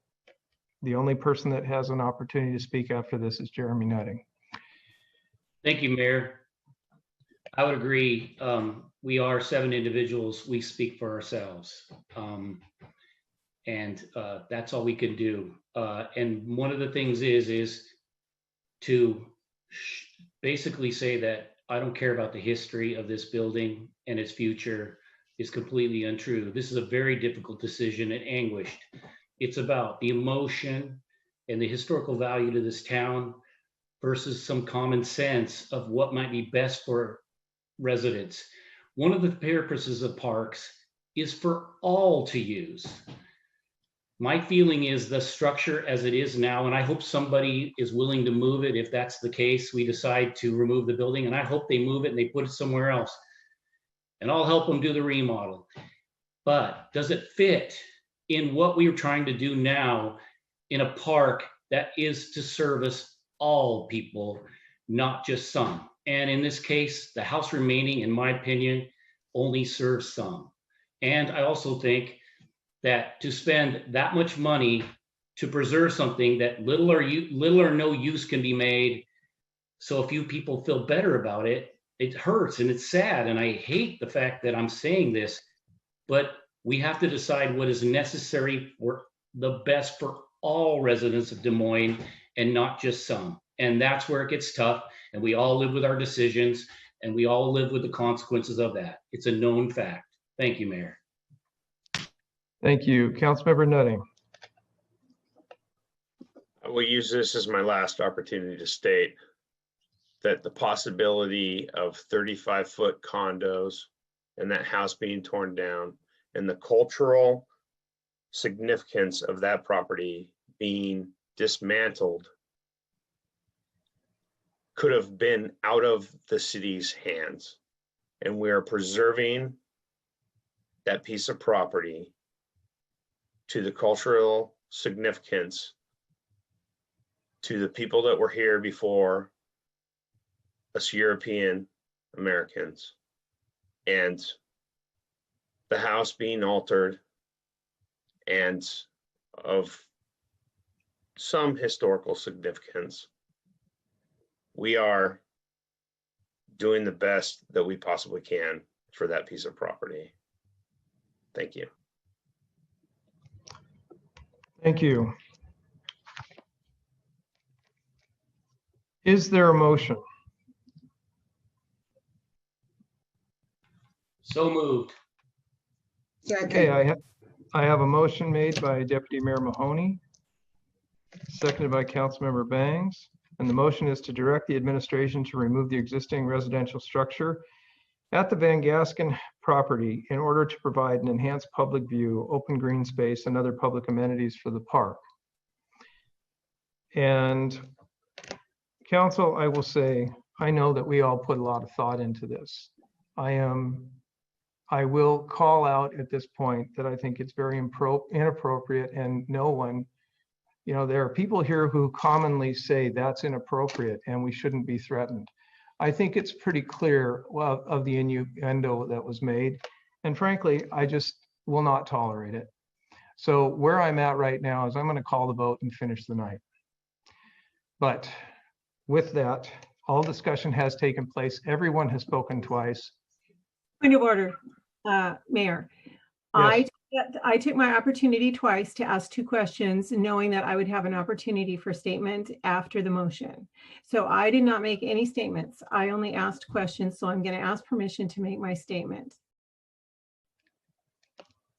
Okay. If that means I will give everybody one last crack at the apple. The motion is on the table and discussion took place because this is a work study. Discussion took place as after the presentation, but I will give everybody one final crack at the apple, and I will start with Councilmember Buxton. Anybody who wants a crack at the apple, it doesn't mean that everybody has to speak. All right. Councilmember Buxton, you have the floor. All right. Thank you, Mayor. Appreciate that. So I wanted to also, along with a couple of my colleagues, thank the public for their engagement. I was impressed with all the community, the communication and the energy in regard to this issue and the response from the community. And I feel like my job is to represent this community the best I can. The difficulty here is understanding what the will of the public is once they have all the information. One thing that I thought was interesting was a few of the emails I received from people, I could tell they had not only had an opinion from reading what they saw on Facebook, but they had gone to the packet and done the reading and thought carefully about everything that was said, and it changed their mind.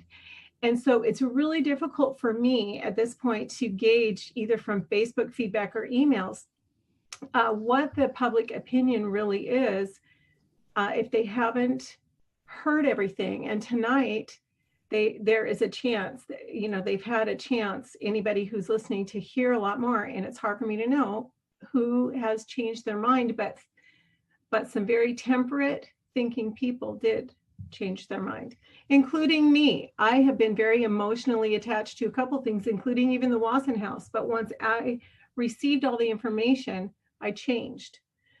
So I believe that this community, it's one of the most key factors for us economically in our community is to create a destination community and make the best business decisions possible.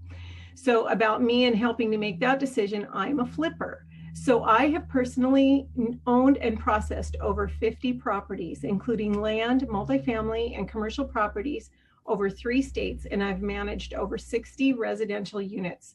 So I do understand about investment in real estate. So based on my experience and touring the home and seeing the condition, it's a lovely location, but it wasn't built to be a heritage home, and the interior, no, if it ever did have heritage qualities or character traits, it doesn't now. Also, we've had a couple years to consider the options on this property. Understanding the financial implication, I believe at this point, to keep the home is a poor business decision. So keeping it would be an emotional decision. Okay, so I agree that emotional decisions can be appropriate in preserving history. But here's the part of the problem here is that we have already made decisions like that to preserve historical properties in our city. And we are challenged not only with the maintenance, but the repurposing of the buildings we already have that are designated historical. We, you know, not only down in the beach park, but our field house. So we are challenged in finding the funding to complete the restoration of even all of those properties, and even to maintain the restorations that we have already completed. So our action, we purchased it not to preserve a home, but to prevent development, expand and preserve our park, and incorporate a valuable property into our marina redevelopment plan. The house was going to be torn down. We saved the property. We saved the community value.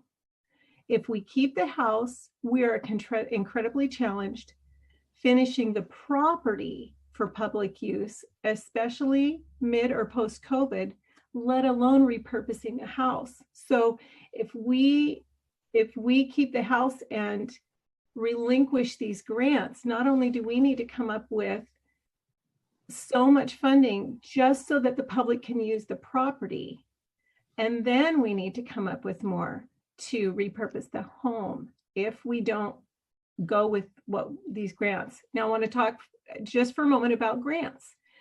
As a member of Puget Sound Regional Council on the Growth Management Policy Board, I'm familiar with growth trends in our region. Our policy document, Vision 2050, that's just, it's a redevelopment of Vision 2040. So PSRC has just finished their new vision statement for our 4 counties, and it's clear about regional movement. It's focused on lowest impacts and preservation of open green space. So the most valuable grants in our region coming down the pike are going to be focused on increasing density and preserving open space. So this park would not fall into the category of increasing density in urban areas. It's going, any grant funding, I'm not saying totally. Councilmember Buxton, I've got to ask you to wrap it up. You're extending the time. All right, so that's my point on grants. Having exhausted and researched all options, that was a big thing people wanted to make sure we had done. And in the interest of making a good business decision, in the interest of working to make this property available for use, and working to make it available for the entire community, and preserving resource in order to focus on the historical buildings we already have, I believe we should remove the building. Thank you. Thank you. Councilmember Martinelli, your hand is up. Thank you, Mayor. I'm a little confused by Councilmember Buxton's comment. I guess I can direct the question to her. You state that you are not entirely sure where the public stands on this, and that you think the presentation tonight is good information for the public to have in making that decision. But you voted against delaying the vote to September to give the public more time to actually digest the information that was given today. So I guess I'm just slightly confused at your comment on why you voted against the motion to delay if you feel that the information tonight is relevant to the community's decision and how they feel about it. This is closing statement. We have had one heck of a lot of conversation. I think your comment is noted, but we need to move forward. We're going to expire our time here very quickly. And so I have a hand up from Councilmember Nutting and a hand up from Councilmember Harris. All I want to say is I'd like to offer a friendly amendment to the motion is to rename the park to memorialize the Van Gaskins. So it would be amenities for the park and to rename to memorialize the Van Gaskins. And is Councilmember Mahoney and Councilmember Bangs, was that acceptable to you too? I would say not just to the Van Gaskins, if that's the point. I would say including whatever the indigenous tribe was that was there as well. I can accept that. Okay, so we will look at and to rename the park, recognizing the indigenous value and the Van Gaskin family. Thank you. Is that acceptable to Deputy Mayor Mahoney? Yes, it is, Mayor. Okay. Okay. And let's see, I have Councilmember Harris. Sorry. So this will take 15 seconds. If we vote no and save the house, it will not cost as much as has been displayed here tonight to save it and turn it into something fantastic. And every property, like the log cabin, the field house, and the beach park, has been an absolute grand slam for this city. So look at the track record. That's it. Okay, with that, all those in favor of the motion as amended? The motion is to direct the administration to remove the existing residential structure at the Van Gasken property in order to provide an enhanced public view, open green space, and other public amenities in the park, and rename the park such that it recognizes both the indigenous value and the Van Gasken family. So what do you mean by indigenous value? Are you talking about the actual tribes? I'm a little confused, Mayor. Well, yeah, we don't have time to get into the actual structure of the naming. So it's just to create a framework for the name. The council at the time will have to determine that. Okay, I appreciate And that will encompass both, most likely encompass both that property and what's currently known as Overlook Park. Jeremy, did you have your hand up? Oh, no, okay. All right. All those in favor of the motion, please raise your right hand and say aye. Aye. Aye. I have myself, Deputy Mayor Mahoney. Please keep your hands up until I call your name, please. Myself, Deputy Mayor Mahoney, Councilmember Buxton, Councilmember Nutting, and Councilmember Bangs. Opposed? Councilmember Harris and Councilmember Martinelli. Motion passes 5-2. This brings us to the end of our meeting. We are just about out of time anyway. Our next meeting is scheduled for July 16th. Is there a motion to adjourn? So moved. Motion was made by Deputy Mayor Mahoney. Your second? Second. Seconded by Councilmember Bangs. All those in favor say aye. Raise your hand. Aye. Okay, it looks like a unanimous vote. Passes 7-0. Folks, we are done. Good night. Thank you, Mayor. Thank you, Mayor. Be healthy and safe. Thank you. Same to you.